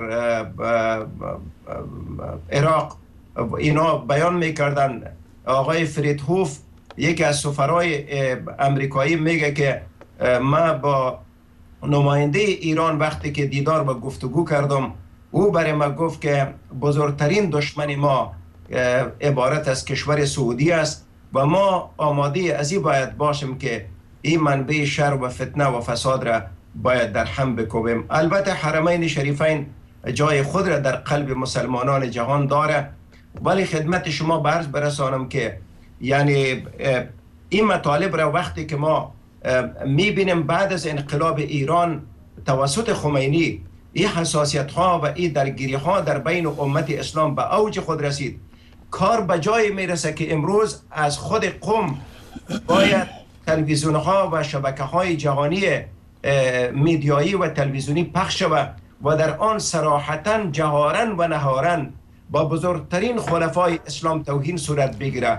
و نمایندگان آن، مسئولان آن، اینا خود را نمایندگان خاص ولایت فقیه معرفی بدارند و خود را عقل کل و یا مغزای متفکر کامپیوتر به اصطلاح تشیع معرفی بدارند و در آنجا بر مادر مؤمنان به اصطلاح ایرادهای بسیار استهزاء آمیز و توهین و اهانت آمیز صورت بگیره و به خلفای راشدین و به صحابه مبارک رسول اکرم صلی الله علیه و آله و سلم. بنابراین ما یعنی بعد از انقلاب خمینی این مطالب را که دیدیم در اون زمان، چون زمان ابتدای انقلاب ایران بود، وقتی که آقای خمینی میگفت که هر کسی که شیعه را سنی را میکوبه به نام شیعه، قبل از اینکه شیعه باشه او دشمن شیعه است و یا قبل از اینکه سنی باشه دشمن سنی است. مگر ما امروزه میبینیم که در کل ایران و در کل استانها یا ولایات ایران چند والی اهل سنت داریم و چند وزیر اهل سنت داریم و چند نفر به اصطلاح صاحب منصب و یا کسایی که در اردوی و یا در لشکر نظامی ایران اینا ثبت نام باشند چند نفر داریم و چی تعداد اهل سنت خود را در پست ریاست جمهوری اجازه دارند که خود را کاندید کنند و حتی معاون رئیس جمهور باشند و حتی معاون وزیران در وزارتخانه ها باشند و کسی اجازه نمیدهند. بنابراین شما در کل ایران یک تلویزیون به نام اهل سنت وجود نداره که از عقاید و از مفکوره های خود اینا دفاع بکنن. به هر صورت من فکر میکنم که آقای خمینی با این کتاب هایی که داره، عقیده او به کلی یک عقیده خالص 12 امامی است که در کتاب خود دیگه تقیه نکرده. امی که در کتاب خود نوشته میکنه، مثل که کتاب طهاره شما نشان دادن، وقتی که ام المؤمنین زوجه پیامبر اسلام را استغفر الله خبیثتر و نجستر از سگ و خوک معرفی میکنه، این برای پیامبر چی باقی میگذاره و برای ما امت چی باقی میمانه که ما عکس ای را باز به خانه های خود و یا در پهلوی مکتب های خود یا بر سر جاده های خود بلند بکنیم؟ آیا این شرم‌آور نیست؟ اگر ما مسلمانیم خب واقعا کسی که ذره ایمان داره و این آیه قرآن در ذهن او زمزمه میشه و میشنوه که ان النبی اولا بالمؤمنین من انفسهم و ازواجه امهاتهم، زنان پیامبر مادران مؤمنینند. چگونه ممکن است کسی که پیامبر اسلام به او دعای مغفرت کرده، کسی که میگه من تو را دوست دارم و او محبوبی رسول الله است و پدر او را در بین مردا مقدمترین و مقربترین شخصیت ها در پهلوی پیامبر است و او را قرآن تایید میکنه. ما اینا را و مثل طلحه که از عشره مبشره است، سبحان الله، ما اینا را حکم تکفیر و یا شبیه به خوک و یا به سگ میکنیم و بعدا این انسان ها را، یعنی ما خودش یک نوع ضعف ایمان و در پهلوی از این به معنای واقعی کلمه تهاجم فرهنگی در ایران در افغانستان، غیر از این ما نام دیگه برش گذاشتنیم. تشکر جناب استاد سادات. برادر فهیم کهدامنی، صدای ما را دارین شما؟ بله ما میشنوم. بسیار خوب جناب استاد، زمانی که تماس شما قطع شده بود ما تصاویری از خمینی را نشان دادیم که در کابل در یک محفل تصویری او را نشان میدادن در میان افغان ها و تصاویر دیگه از برادرای افغان خود که در ایران اعدام می شدن نشان دادیم و رأی نظر جناب استاد سادات در این مورد گرفتیم. اینجا شما صدای ما را میشنوین؟ بله من میشنوم. بسیار خوب. اینجا تصاویر دیگه است که من میخوام ایرا برای بیننده های خود نشان بدم و باز نظر شما را در مورد این تصاویر جویا شویم. همکارای تکنیکی ما تکرارا سلام می عرض میکنم چون تلفن قطع شده بود. بله من اتفاقا اون تصاویر را دیدم و یک چیزی را که شما خیلی خوب اشاره کردین در نریشن اون تصاویر قبل از او در مورد خراسان، ای که کشورهای همسایه حکومت اسلامی مقتدر را در افغانستان تحمل نکردن. همینجا میخوایم یک تفسیر کوتاه کنم، بعدا بیایم در مورد تصاویری که متاسفانه واقعا دردآور بود که هموطنهای ما را در ایران به شهادت رسانده بودند. شما خیلی یک چیز دقیق اشاره کردین در اونجا که پس از سرنگونی رژیم کمونیستی وقتی در افغانستان حکومت اسلامی بر رهبری مجاهدین شکل گرفت و در رأسش یک از فرزندان نخبه نهضت اسلامی افغانستان پروفسور ربانی شهید بود.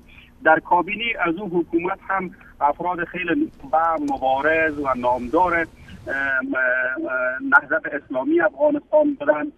ما دیدیم توطئه ها از دور و نزدیک زیاد شروع شد، نه تنها از طرف کشورهای همسایه بالاخص ایران، بلکه از طرف پاکستان، از طرف بعضی کشورهای دیگه اسلامی علیه حکومت مجاهدین توطئه شروع شد و اینا حکومت مجاهدین را چون یک حکومت میتونست نمونه برای تمام مسلمانان دنیا باشه، مانند حکومت جنبش اخوان المسلمین مصر، حکومت مجاهدین را اینا تقریبا از پایتخت شکست دادن و وضعیت را به طور بردن که متاسفانه امروز ما میبینیم در کشور ما حتی افراد یا حلقات میان سیاست میکنند که ریشه دارند در حلقات و جریانات غیر دینی و حتی مسیحی ها.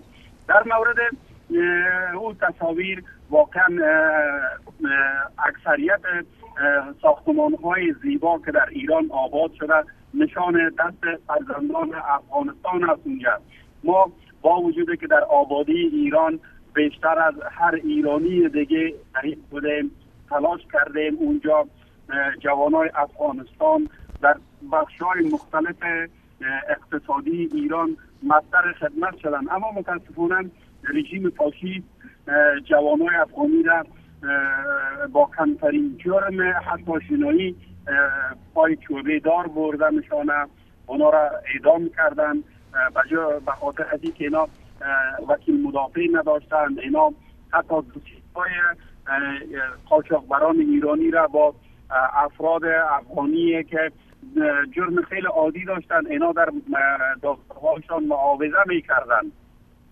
این واقعا دردآور است، اما اینم تکرارا یادآور میشم که هیچگاه ظلم و جنایت های رژیم ایران را ما از عموم مردم ایران نمیبینیم.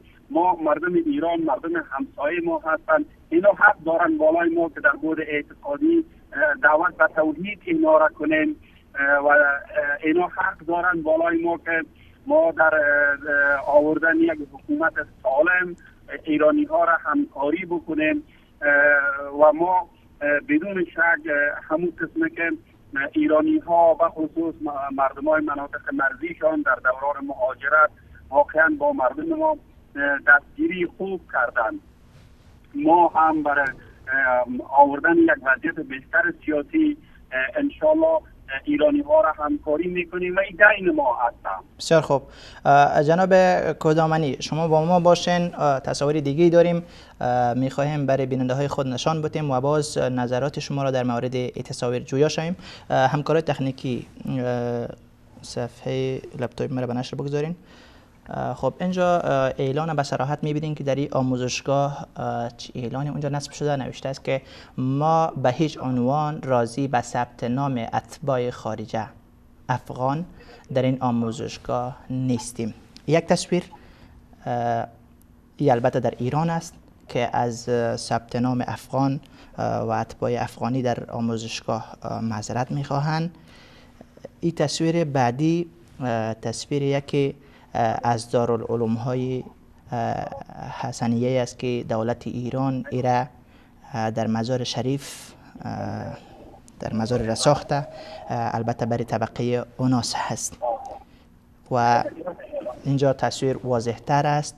دارالعلوم حسنیه ویژه خواهران که ای در مزار هست، ایران ایره ساخته و اکمالاتش تمام چیزهایش از ایران میآید و این تصویری همان دارالعلوم است از طرف دیگهش و این تصویری را که اینجا میبینین کتابخانه دانشگاه کابل هست که وزارت اطلاعات و فرهنگ ایران در تمام دانشگاه های افغانستان کتابخانه باز کرده و کتاب های را اونجا وارد کرده و تا حال وارد میکنن.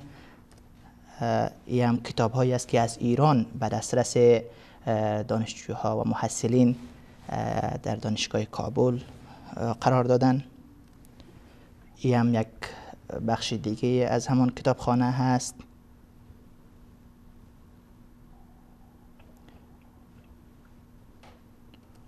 و این هم تصاویری جانب دیگه کتابخانه هست. خب جناب کدامنی صاحب، صدای ما را دارین؟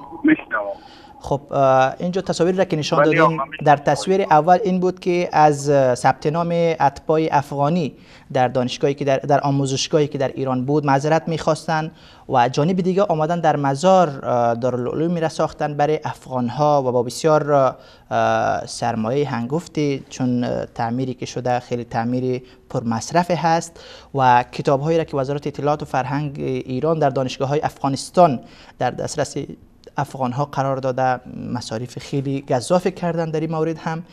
شما چطور توجیه میکنین؟ آنجا افغانی ها را در آموزشگاه اجازه نمیتن داخل نمیتن که درس بخوانه و مهاجرین افغان در ایران از این جانب دچار مشکلات هستند، اما در جانب دیگر آمده داخل افغانستان برای ما چنین مراکز میسازن و چنین کتابخانه هایی با مصارف بسیار هنگفت و بالا.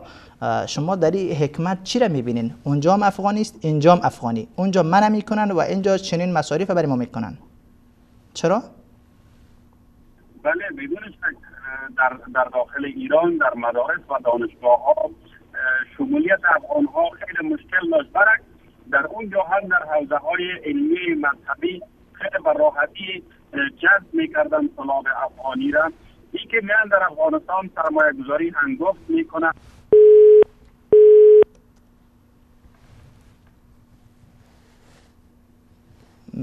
بله خب تماس با کدامنی صاحب قطع شده. همکار تکنیکی ما سعی بکنین که تماس با کدامنی صاحب دوباره وصل بکنین تا که نظری آنها را جویا شویم در این مورد. جناب استاد سادات، بله. تصاویر را شما دیدین.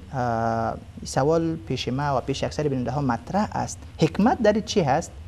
در ایران نمیگذارن که اتباع افغانی در دانشگاه ها و در آموزشگاه ها تعلیم بیاموزند، درس بخوانند، اما جانب دیگر آمده به میلیون ها دلار در افغانستان برای تعلیم و تربیت افغان ها به مصرف میرسانند. خدمت شما عرض برسانم که ببینیم که اصلا در افغانستان اینا یعنی از لحاظ اجتماعی و از لحاظ تأثیرات اجتماعی و یا از لحاظ تأثیرات سیاسی هم این بسیار مؤثر است که وقتی که یک دولت در بین یک کشور سرمایه گذاری میکنه برای از اون مردم خود را در لباس یک دوست صمیمی و در لباس یک کسی که دایی مهربانتر از مادر است جلوه میته، این مردم که متاسفانه از اوضاع دنیا خبر نداره و یا اکثریتشان از اخبار جهان محروم هستند و یا ای که بیچاره و غریب هستند. وقتی که شما همینطور یک مرکز را مثلا در یکی از مراکز افغانستان و یا در یکی از ولایات افغانستان میسازند، این خود به خود ذهنیت ها را آماده پذیرش و استقبال از کتاب های ایرانی و از اندیشه های ایرانی میکنه. در این رابطه من خدمت شما به عرض برسانم که ایران در داخل کشور خود افغان ها را در بسیاری از جاها که نمیپذیرند اما در بخش‌های دینی و مذهبی به آسانی میپذیرند. این دلیلش بالکل روشن است. چرا افغانی که اگر دکتر شوه، افغانی که انجینر شوه و افغانی که حقوقدان شوه و افغانی که مثلا در سطوح بالای دولتی ای به قدرت برسه، ای برای آینده ایران و برای آینده منافع ایران شاید خوشایند نباشه. چرا در او بخشا زیادتر سر مسائل اعتقادی و سر مسائل فکری شاید به پیمانه حوزه های علمیه کار صورت نگیره. مگر مشکل ما در مورد ایرانی ها نداریم، مشکل در مورد کسایی داریم که اینا در خدمت سیاست های استعماری و یا تهاجم فرهنگی ایران سکوت میکنند. این مسئولیت من فکر میکنم که مسئولیت وزارت معارف و یا در افغانستان مسئولیت رئیس دولت و شورای افغانستان است، پارلمان افغانستان است که باید در این مسئله حتما بیدار باشند. من نمیگم باید ما تبادل فرهنگی با کشورها نداشته باشیم، ما کمک های کشورها را باید نگیریم، اما قبلا هم که شما وقتی که در پانتون کابل مثلا یک شورای یا یک مرکز علمی افغانستان است و در این پانتون از طرف شورای علمی اداره می شد و هر کسی که یا یک تعداد افغانایی که سند فراغتشان را از خارج می آوردند در پانتون ارزیابی می شد. معیارهایی را که برای یک استاد در بخش پانتون اونا یا همی شورای علمی پانتون خودشان مطرح کرده بودند، اینا را به اساس امو معیارها استخدام میکردند. اما متاسفانه در طول 12 سال گذشته یعنی کسایی که حتی وزیرای تحصیلات عالی یا وزیران تحصیلات عالی یا وزیر تحصیلات عالی مقرر شدند، یعنی به اساس تا جایی که انسان میشنوه به اساس تعلقات قومی، زبانی و تنظیمی، یعنی متاسفانه که در اینجا کار میکنند. البته تعداد اشخاص و تعداد افرادی که مربوط به کشور همسایه ما ایران است در پانتون استخدام میشوند. البته این نفوذ ایران تا به ارگ افغانستان را متاسفانه که دیده شد و شما از بودجه ها و یا از خلطه های بسته که در بین به اصطلاح تیاره ها وقتی که نمایندگان خاص آقای کرزی بالا می شد پول را در بسته های یا در بین خلطه ها برشان می دادن در برابر چشمان بعض از مسافران و آقای کرزی و کسانی که کارکنان دولت بودند با صراحت میگفتن که بله ما این پولا را از دولت ایران میگیریم و ما ایرا مصرف دسترخوان خود یا مصرف خود ببینیم که بله. جناب استاد سادات، معذرت میخواهیم، ببخشید، مثل که همکارای تکنیکی ما اشاره میکنن که برادر کهدامنی یک بار دیگر با ما وصل شدن. برادر کهدامنی، صدای ما را دارین شما؟ بله. خب بفرمایید استاد، ببخشید بار دیگر قطع شده. یعنی این جای تعجب است که شما مثلا در اخباری که سالهای گذشته می پخش شد که برای بازسازی کتابخانه یک ولایت کوچک مثل سمنگان در شمال افغانستان 60,000 دلار اینا به اصطلاح هزینه میکنه و صدها جلد کتاب فارسی چاپ ایران را در خدمت مردم سمنگان قرار میده. البته کتابخانه ها در شهرهای دیگه افغانستان مثل مزار شریف، مثل هرات و کابل و بامیان کتابخانه حتما با همکاری فرهنگی سفارت جمهوری اسلامی ایران در اینجا تأسیس شده. هزاران جلد کتاب نه تنها در پانتون کابل بلکه در دیگر ولایات افغانستان هم سرازیر شده. بنده به این نظر هستم، البته من حیث یک طبیع افغان و من حیث یک کسی که یکی از متصدیان برنامه های دعوتی در رسانه ها و در میدیا ها هستم، نظر بنده ای است که همون ترتیبی که ایران وقتی که یک کتاب را به چاپ میرسانه او را روان میکنه به مرکز تحقیقات و به مرکز به اصطلاح خودشان پژوهش علمی تا که او را یک بخشی از وزارت اطلاعات و کلتور و یا دیگراش تایید بکنه، بعدا اجازه نشر و چاپ برزو میده.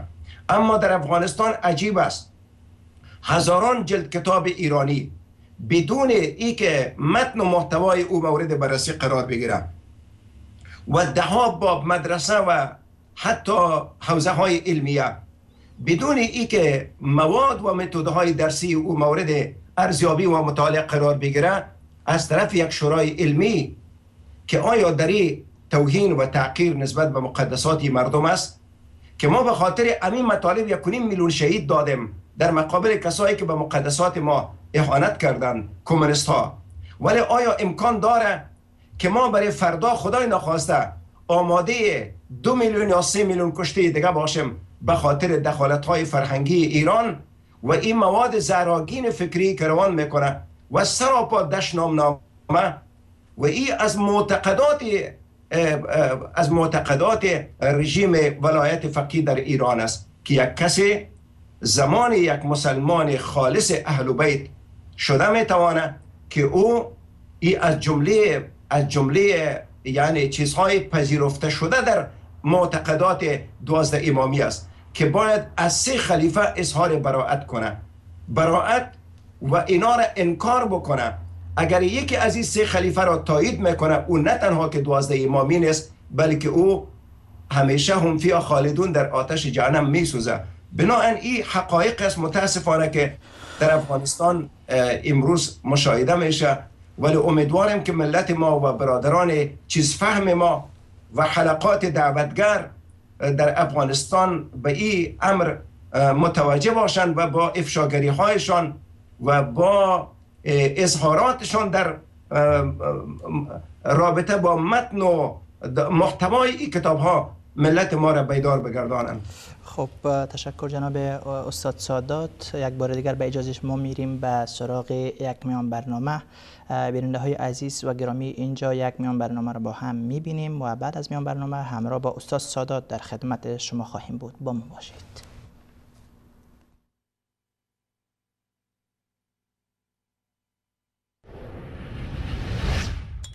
شما بیننده های عزیز و گرامی و همچنین خدمت مهمانی عزیز ما جناب استاد سادات.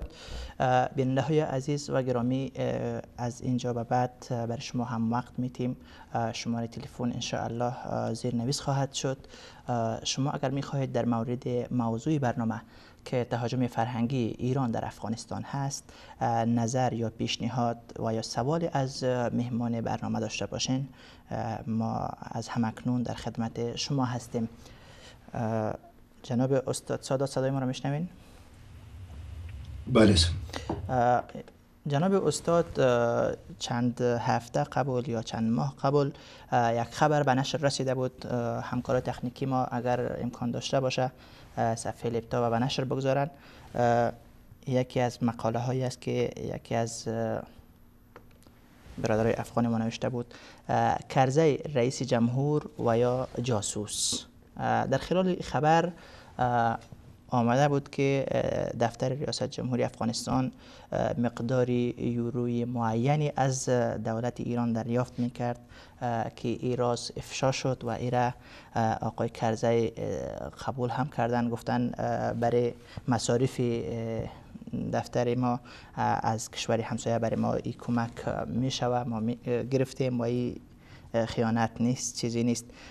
به نظر شما وقتی که ما در افغانستان از تهاجم فرهنگی ایران شکایت میکنیم و باید جلوی این تهاجم ها گرفته شود، زمانی که از رئیس جمهور ما گرفته که از ایران برش و برای مصارف دفترش پولی هنگفتی به حساب یورو میآید، چگونه ملت افغانستان میتوانند و یا دولت افغانستان میتوانند با چنین تهاجم در چنین حالات مقابله کنند به نظر شما؟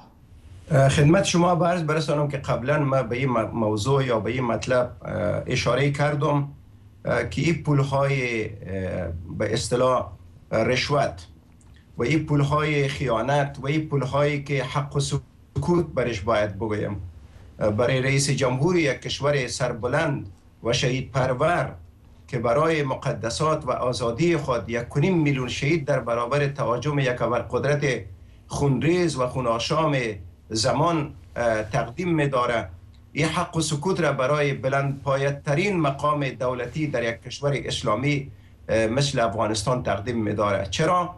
به خاطری که امی پولها است که چشمای اینا را کور می‌سازه و امی پولها است که گوشای اینا را کر می‌سازه. همین تأثیر همین پولها است که زبانهای اینها را لال می‌سازه و گم می‌سازه و همین پولها است که پاهای اینا را به حس و به حرکت می‌گردانه تا هر تجاوز فرهنگی و هر تجاوز بر مقدسات ملت مظلوم ما و حتی به سویه رسیدن حلقه های دار به گلوی جوانان رشید افغانستان در ایران برسه، اینا باید سکوت بکنه. امروزه وقتی که ما در کابل میبینیم، متاسفانه در پایتخت کابل، یعنی شما در فکر میکنی که شما در وقتی که عاشورا را تجلیل میکنن فکر نمیکنی که تو در افغانستان هستی، فکر میکنین که شما در مشهد هستین و یا در قم هستین. عجیب است که ما سابقا در مناطق شیعه‌نشین مثل تکیه خانه های داشتیم، در چنداول، در افشار، در کارته سخی، دشت برچی و حسینه های دیگه هم داشتیم که مردم درون حسینه های خود می رفتند و اینا به اصطلاح مراسم مذهبی خود را در یک فضای آرام و حتی بعضی اهل سنت می رفتند در اون زمان و در اونجا شرکت می کردند. البته زمان های قبل از خمینی و این مطالب بوده. مگر ما امروز می بینیم که کاروان های بزرگ در بین پایتخت یک کشور سرازیر می شود، هزاران بیرق و شعار و به دروازه های دولتی می بندند و شما گاهی می بینید که صدها هزار بیرق و شعار را در درون پایتخت افغانستان در جاده های عمومی از قصر دارالرحمن تا منار دمزنگ تا رمی قسمت را شما شعارا را می بینید. از سرک گردنی باغ بالا و گرفته میشه به استقامت سرک 40 و سرک 40 متره الا میدان هوایی بین المللی کابل. یعنی شما میبینید که در مسیر تقریبا 10 کیلومتر راه ده ها هزار بلکه صدها هزار دلار و یورو باید به مصرف برسه. از کجا میآید؟ و شما فکر کنید که امی پولهای حق و سکوت است که اینا میپردازه به خاطر نشر فرهنگ در تضاد با قرآن خود و این مطالب است که اینا از این جلوگیری نمیکنه. دلیلش امی است که پول میتن فرهنگ خود را پخش میکنن. چطور امکان داره که شما در یک پایتخت فکر میکنین که تمام شهر کابل سیاه‌پوش است، سرک ها و وسایط نقلیه مسدود است و بسته است و حتی مردم ها در هر چهارراهی که میرسه یا عباس یا علی یا حسین این شعارها را باید بخوانند و کسی در مقابلش انتقاد نمیتونه و در جاهای حساسش باید عکسای امام خمینی را نصب بکنه. ما میدانیم ایره کلن کی از کجا و توسط چه کسایی به اصطلاح این مطالب صورت میگیره، اما متاسفانه که امی پولهایی که سرازیر میشه دلیلش امی است که ما را مثلا تلویزیون هایی که امروزه عملا فرهنگ ما را و یا حتی لغت های ما را تغییر دادن. شما به طور مثال تلویزیون طلوع، یعنی شما وقتی که یک توجه میکنین تمام حتی اما عباراتی که گپ میزنند عبارات یعنی تغییر فرهنگ است، تغییر زبان است، این به نام تهاجم یاد میکنه. به طور مثال ما با این اصطلاحات اساسیت نداریم، اما چرا پانتون ما به دانشکده یا دانشگاه تغییر بخوره؟ چرا محصل ما با دانشجو تغییر بخوره؟ و یک مشکلش در کجا است؟ و یا مثلا ما میگیم مانده نباشی خسته نباشی، تغییر اصطلاح تشکر مرسی و یا مثلا قابل نداره، دوسیه میگفتیم آن میگه پرونده و یا امثال این مطالب. ما با اصطلاحات کشورهای دیگه کدام خب جناب استاد ببخشید به اجازه شما بیننده های پشت خط داریم، نمیخوایم که زیاد پشت خط منتظر بمانند. بیننده اول میگیریم به اجازه شما. السلام علیکم و رحمت الله. وصال حق بفرمایید.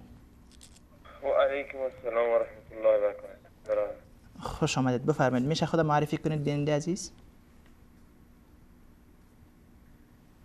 بسم الله الرحمن الرحیم. محمد ادریس هست. بله محمد ادریس جان بفرمایید. با سلام عرض و ادب خدمت شما برادر عزیز. و علیکم السلام برادر عزیز و گرامی آقای سادات و همچنین بینندگان فهیم شبکه جهانی وصال حق. و علیکم السلام و رحمت الله. بفرمایید. برادران عزیز، هر انسان در برابر مشکلات اسلام ذمه دار است. بله. هر مسلمان. بله. کلمه گوی لا اله الا الله محمد رسول الله صلی الله علیه و سلم. فرق نمی کند از چه شبکه‌ای باشد. بله. فقط گفتار به خاطر الله باشد، چون که شبکه‌های توحیدی گفتارشون قرآن و سنت است ان شاء الله تعالی و همیشه خواهد بود ان شاء الله تعالی. همیشه همه برادران در شبکه‌های توحیدی اتحاد کامل داشته باشند، اتحادی که الله متعال قبول داشته باشد. آمین. و صحبت شما درباره تهاجم فرهنگی ایران در افغانستان می باشد. بله. متاسفانه مشکلاتی که در منطقه وجود دارد، برادران مسلمان در سوریه کشته و قتل عام می شوند، در عراق و همچنین در ایران، در افغانستان، بله. در تمام خاورمیانه مورد حمله و تهاجم قرار گرفتند. نه برادران در تنها در افغانستان، همه برادران اهل سنت. صحبت‌های بله راجع به همین موضوع دیشب از شبکه جهانی کلبه شد. امیدوارم کسانی که دولت مردان ایران هستند و میخواهند در رأس حکومت باقی بمانند به عقاید و عقیده اهل سنت احترام کامل داشته باشند. خب بیننده عزیز، در مورد موضوع برنامه ما گفتنی دارین شما یا سوال؟ برادر بزرگوار، صحبتم با مسلمانان است. تشکر، زنده باشین. نظر شما را گرفتیم. در هر جا مورد حمله قرار گرفتند. بله. فرق نمی کند. ما بیننده‌های پشت خط داریم. بیننده عزیز، اگر شما کدام سوال مشخصی در این مورد نداشته باشین، تشکر از تلفن شما و پیشنهاد شما. یه سوال دارم برادر عزیز. بفرمایید. از برادر بزرگوار آقای سادات. بله. الله متعال شما را حفظ نماید. آمین. با زحمت‌هایی که در شبکه می‌کشید در شبکه‌های توحیدی. سوال من اینجا است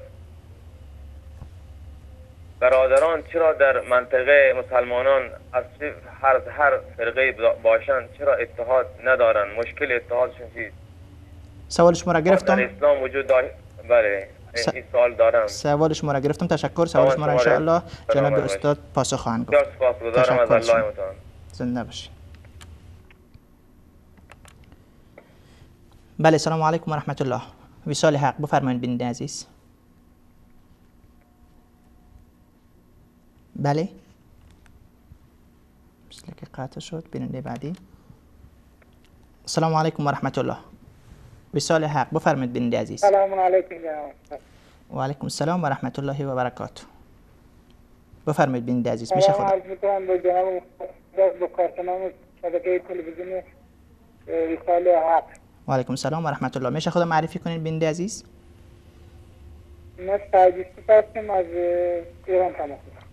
خوش آمدید بنده عزیز. بفرمایید. دیگه نظام مختصر زیاد نمیکنم. یک سوال تنها ایران برادران ایران تنها با اون چیزایی نیست که تمام یک جاهایی که مکستر نقطه تو افغانستان اصلا یه دونه شیعه وجود نداره.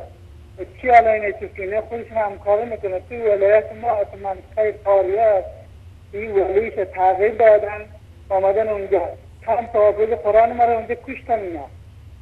اینجا حافظ قرآن بود که مثلا حتی به خانواده تجاوز کردن کشتن. اینا هیچ کس هیچ چیزی نکردن. حتی از اینجا برکنارش نکردن. آخر تظاهرات کردن از اینجا اینا بیرونش کردن. اینا اصلا نماینده خودش اینا اونجا چیز میکنه. اصلا تو ولایت فاریاب یه دونه شیعه وجود نداره. دو تا سه تا مسجد اینجا درست کردن. یک فقط آذان میده تمام. یک شیعه وجود نداره اونجا. بسیار خوب. حالا به اینا چیز کنه. جا نمیگیرم. ببخشید. خدا حافظتان. سعادتان سلام عرض میکنم. خدا حافظ. علیکم السلام. خدا حافظ شما.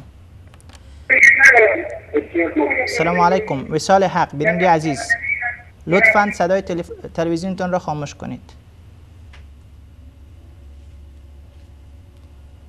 قطع شد. بله سلام علیکم و رحمت الله. سلام علیکم برادر بزرگوار. و علیکم السلام و رحمت الله و برکاته. و علیکم السلام و رحمت الله. وصال حق بفرمایید. حال شما چطوره قربان؟ زنده باشی برادر. خسته نباشی. همچنین سلام دارم خدمت استاد عزیز آقای سادات. و علیکم السلام و رحمت الله. میشه بنده عزیز خودم معرفی کنید؟ زنده باشی ان شاء الله. می‌خواستم خدمت شما و جناب استاد سادات عرض کنم. من از ایران دارم تماس میگیرم. عرضم به حضور شما قبلا هم با جناب استاد سادات صحبت کردم در این رابطه. ما همه ایران و افغانستان و دنیا را این جمهوری اسلامی خواب کرد و به همه گول زد. اول به ملت ایران گول زد، دیگر به تمام مسلمانان دنیا گول زدن. تحت اسم اسلام وارد شدن. الان دست عزیزشون گذاشتن در دست جناب و شیطان بزرگ، دارن تمام مسلمان ها قتل عام میکنن. اینا براشون مهم نیست جناب استاد. همچنین جناب استاد سادات عزیز که حالا کشته شود هر طرف کشته شود به سود اسلام میدونم در مثل معروف. استاد خیلی استاد سادات حرفای قشنگی زدن و در این مداخله فرهنگی در افغانستان و در تمام دنیا اینا مداخله کردن. در یمن، در سوریه، در لبنان، در بحرین، در افغانستان، یواش یواش در عراق و همچنین نفوذ میکنن. الان اینا کشته بشن برای بقا، مردم کشته بشن برای بقای خودشون. فقط اینا در فکر خودشون و منافع شخصی خودشون و اون صدارتشون که دارن. الان تمام نه مسلمانان تمام دنیا فریفتن گول زدن، حتی تمام ایرانی های شیعه هم گول زدن تحت اسم اسلام. ما باید مسلمانان چه شیعه چه سنی همه بیدار بشیم، در این رابطه فکر کنیم که این یه معضل مثل یک غده سرطانی در درون اسلام جا گرفته. تحت اسم ما ضد اسرائیل هستیم ولی برعکس ضد مسلمانان هستن. خیلی هم سلام استاد سادات برسونید از قول بنده. خدا نگهدار شما. باید ما همه بیدار شیم از این موضوع، بیدارتر بشیم. ما اهل سنت دیر جنبیدیم این شبکه‌های اسلامی را به وجود آوردیم. خیلی دیر شروع کردیم. باید سالهای اول این شبکه‌ها به وجود می‌آمد. خدا نگهدار. تشکر بنده عزیز. بله سلام علیکم و رحمت الله. سلام علیکم. بله سلام علیکم. مثال حق بفرمایید بنده عزیز. سلام علیکم. و علیکم السلام و رحمت الله و برکاته. وصال حق. من تحلیلی که دارم راجع به این حوادث و اختلافاتی که بین مسلمین هست، میشه خود معرفی کنید؟ به خاطر اینه که مسلمانان، میشه خود معرفی کنید بیننده عزیز؟ من علوی هم از شیراز. بفرمایید. بله، علتی که این همه جنگ و آشوب و قتل و کشتار و درگیری و افتراق و جدایی بین امت اسلام هست، چون به نصایح رسول خدا مسلمین از ابتدا به صدر اسلام عمل نکردند و رسول خدا فرمود انی تارکم فیکم الثقلین کتاب الله و اطرتی اهل بیتی. خب بیننده عزیز، بیننده عزیز به ما لم تذلوا ابدا. من دو ریسمان و دو چیز ثقل و سنگین و گرانبها برای شما باقی میگذارم بیننده عزیز، شما متمسک بشید، متوسل بشید، کمک بخواهید. خب ما معذور هستیم چون صدای ما را نمیشنوند، معذور بدانید ما را. شما بیننده عزیز خود معرفی نکردید و با نام مستعار که نام اصلی شما هم معلوم نیست، با نامی که در میان شبکه‌های توحیدی شما شهرت دارید ابن مالک هستید و بیرون از موضوع صحبت کردید. موضوع امروز ما تهاجم فرهنگی ایران در افغانستان بود. اگر شما مخالف ای هستید، قبول ندارید که ایران در افغانستان تهاجم کرده باشه، تصاویر و مقاطع و کلیپ هایی که ما به نشر گذاشتیم و مهمان های عزیز ما که از آلمان و کابل نظر دادن رد میکنید، رد میکردید، اما شما چنین نکردید، از موضوع خارج شدید. خب بیننده بعدی را میگیریم و تماس های بیننده های بیشتر را گرفتن نمیتونیم چون وقت کمی از برنامه باقی مانده. سلام علیکم و رحمت الله. وصال حق. بفرمایید بیننده عزیز.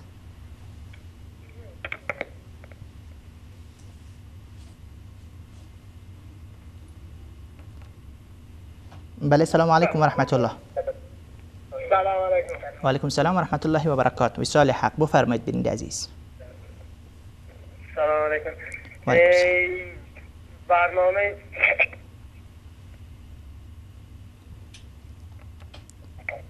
بله، سلام علیکم و رحمت الله. خب شاید مشکلی فنی باشه که تماس قطع میشه. آخرین بیننده را ما میگیریم چون وقت برنامه ما رو به پایان هست. سلام علیکم و رحمت الله. خسته نباشید.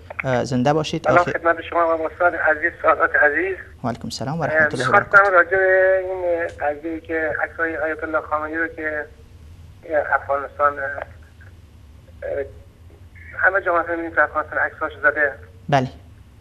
و خیلی واقعا ما متاسف میشیم وقتی می‌بینیم که آیت الله خامنه‌ای مثلا همچین فتوایی تو کتابی که نوشتن و واقعا تعجب میکنم به این سیاستمدارای افغانستان چجوری داخل وجدانشون قبول میکنن و این اهانتایی که به عایشه و مثلا بقیه چیزا میکنن. واقعا ما خیلی تعجب میکنیم. خلاص اینا باید خودشون فکر کنن تا کی باید اینجوری باشه، تا کی باید ما به حرفای مردم گوش بدیم و بازیچه حرفای اینا بشیم. خودمون دیگه باید حواسمون باشه تا کی باید. ما از دست همینا که افغانستان به این وضع افتاده. بله. دیگه خلاصه ما چه عرض کنم دیگه، واقعا دیگه هر چی ما داریم فکر میکنیم، گوش میکنیم، خدایی خونمون به جوش میاد. خب ما چیزهایی که داشتیم دیگه نمیتونم حرف بزنم، به خاطر خیلی تاسف شده برام. بله. ما هم چیزهایی که از واقعیت و حقایق بود به نشر گذاشتیم تا بیننده های عزیز ما خودشون قضاوت بکنن و خودشون فیصله بکنن. خداحافظ شما و تشکر از شما. از این بیشتر تماس ها را گرفتن نمیتونیم.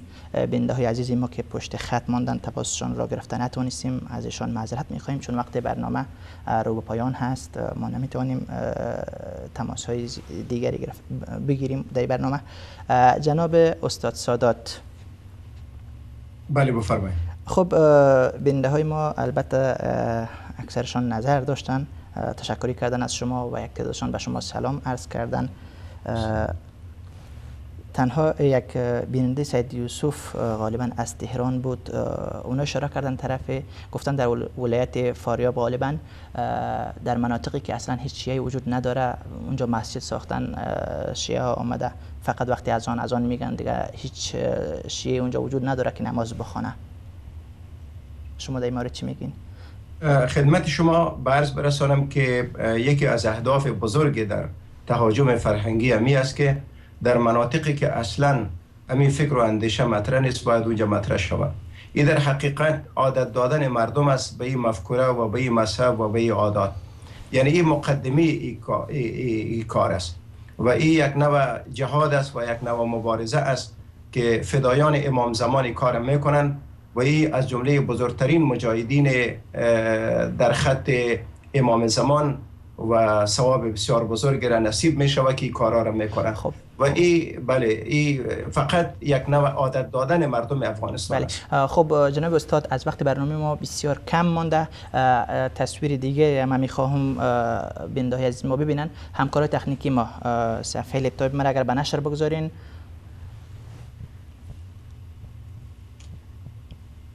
بله، همکار تکنیکی ما اگر امکان داره صفحه لپتاپ به نشر بگذارین تا بیننده های عزیز ما این صفحه را بخوانن. و این هم یکی از خبرهایی است که در وبسایت رازهای پنهان افغانستان آمده. عنوان خبر هست ملاهای حلقه به گوش رژیم کابل دین خود را به حکومت رافضی ایران فروختند. این عنوان خبر است. پس معلوم است که داخلش چی هست. ملاهای حلقه به گوش رژیم کابل دین خود را به حکومت رافضی ایران فروختند. جناب استاد سادات، قبلا ما در مورد گرفتن مصارف دفتر ریاست جمهوری افغانستان خبری را نشر کردیم و این هم خبر بعدی در مورد علما که مسئولیت بزرگ دینی در مقابل تهاجم های فرهنگی و بیرونی دارند.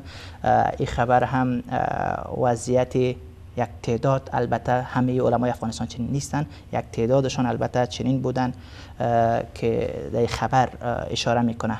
شما میتونین به حیث تعلیق بالای این خبر چیزی گفتنی اگر داشته باشین و وقت برنامه ما هم با پایان هست مختصرا خدمت شما عرض برسانم که یک از مشکلات اساسی در که در کشورهای اسلامی من جمله در بین مسلمانان اهل سنت وجود داره، امی علمای و روحانیون درباری و یا علمای است که دین را و فتوا را در بدل دنیا میفروشند. مشکل ما امروز آقای سیستانی فتوا میته، در مقابل اهل سنت فتوای جهاد میته و در مصر در مقابل مسلمان ها فتوا صادر میشه و به این ترتیب در سوریه کسای استاد میشوند در کنار رژیم و در کابل هم امی مردمایی هستند که مثلا بررسی برنامه های درسی حوزه های علمی افغانستان در قم توسط چند عالم به نام افغان گرفته میشه و اینا حوزه های علمیه را در قم سرپرستی میکنند و در افغانستان تأسیس میکنند.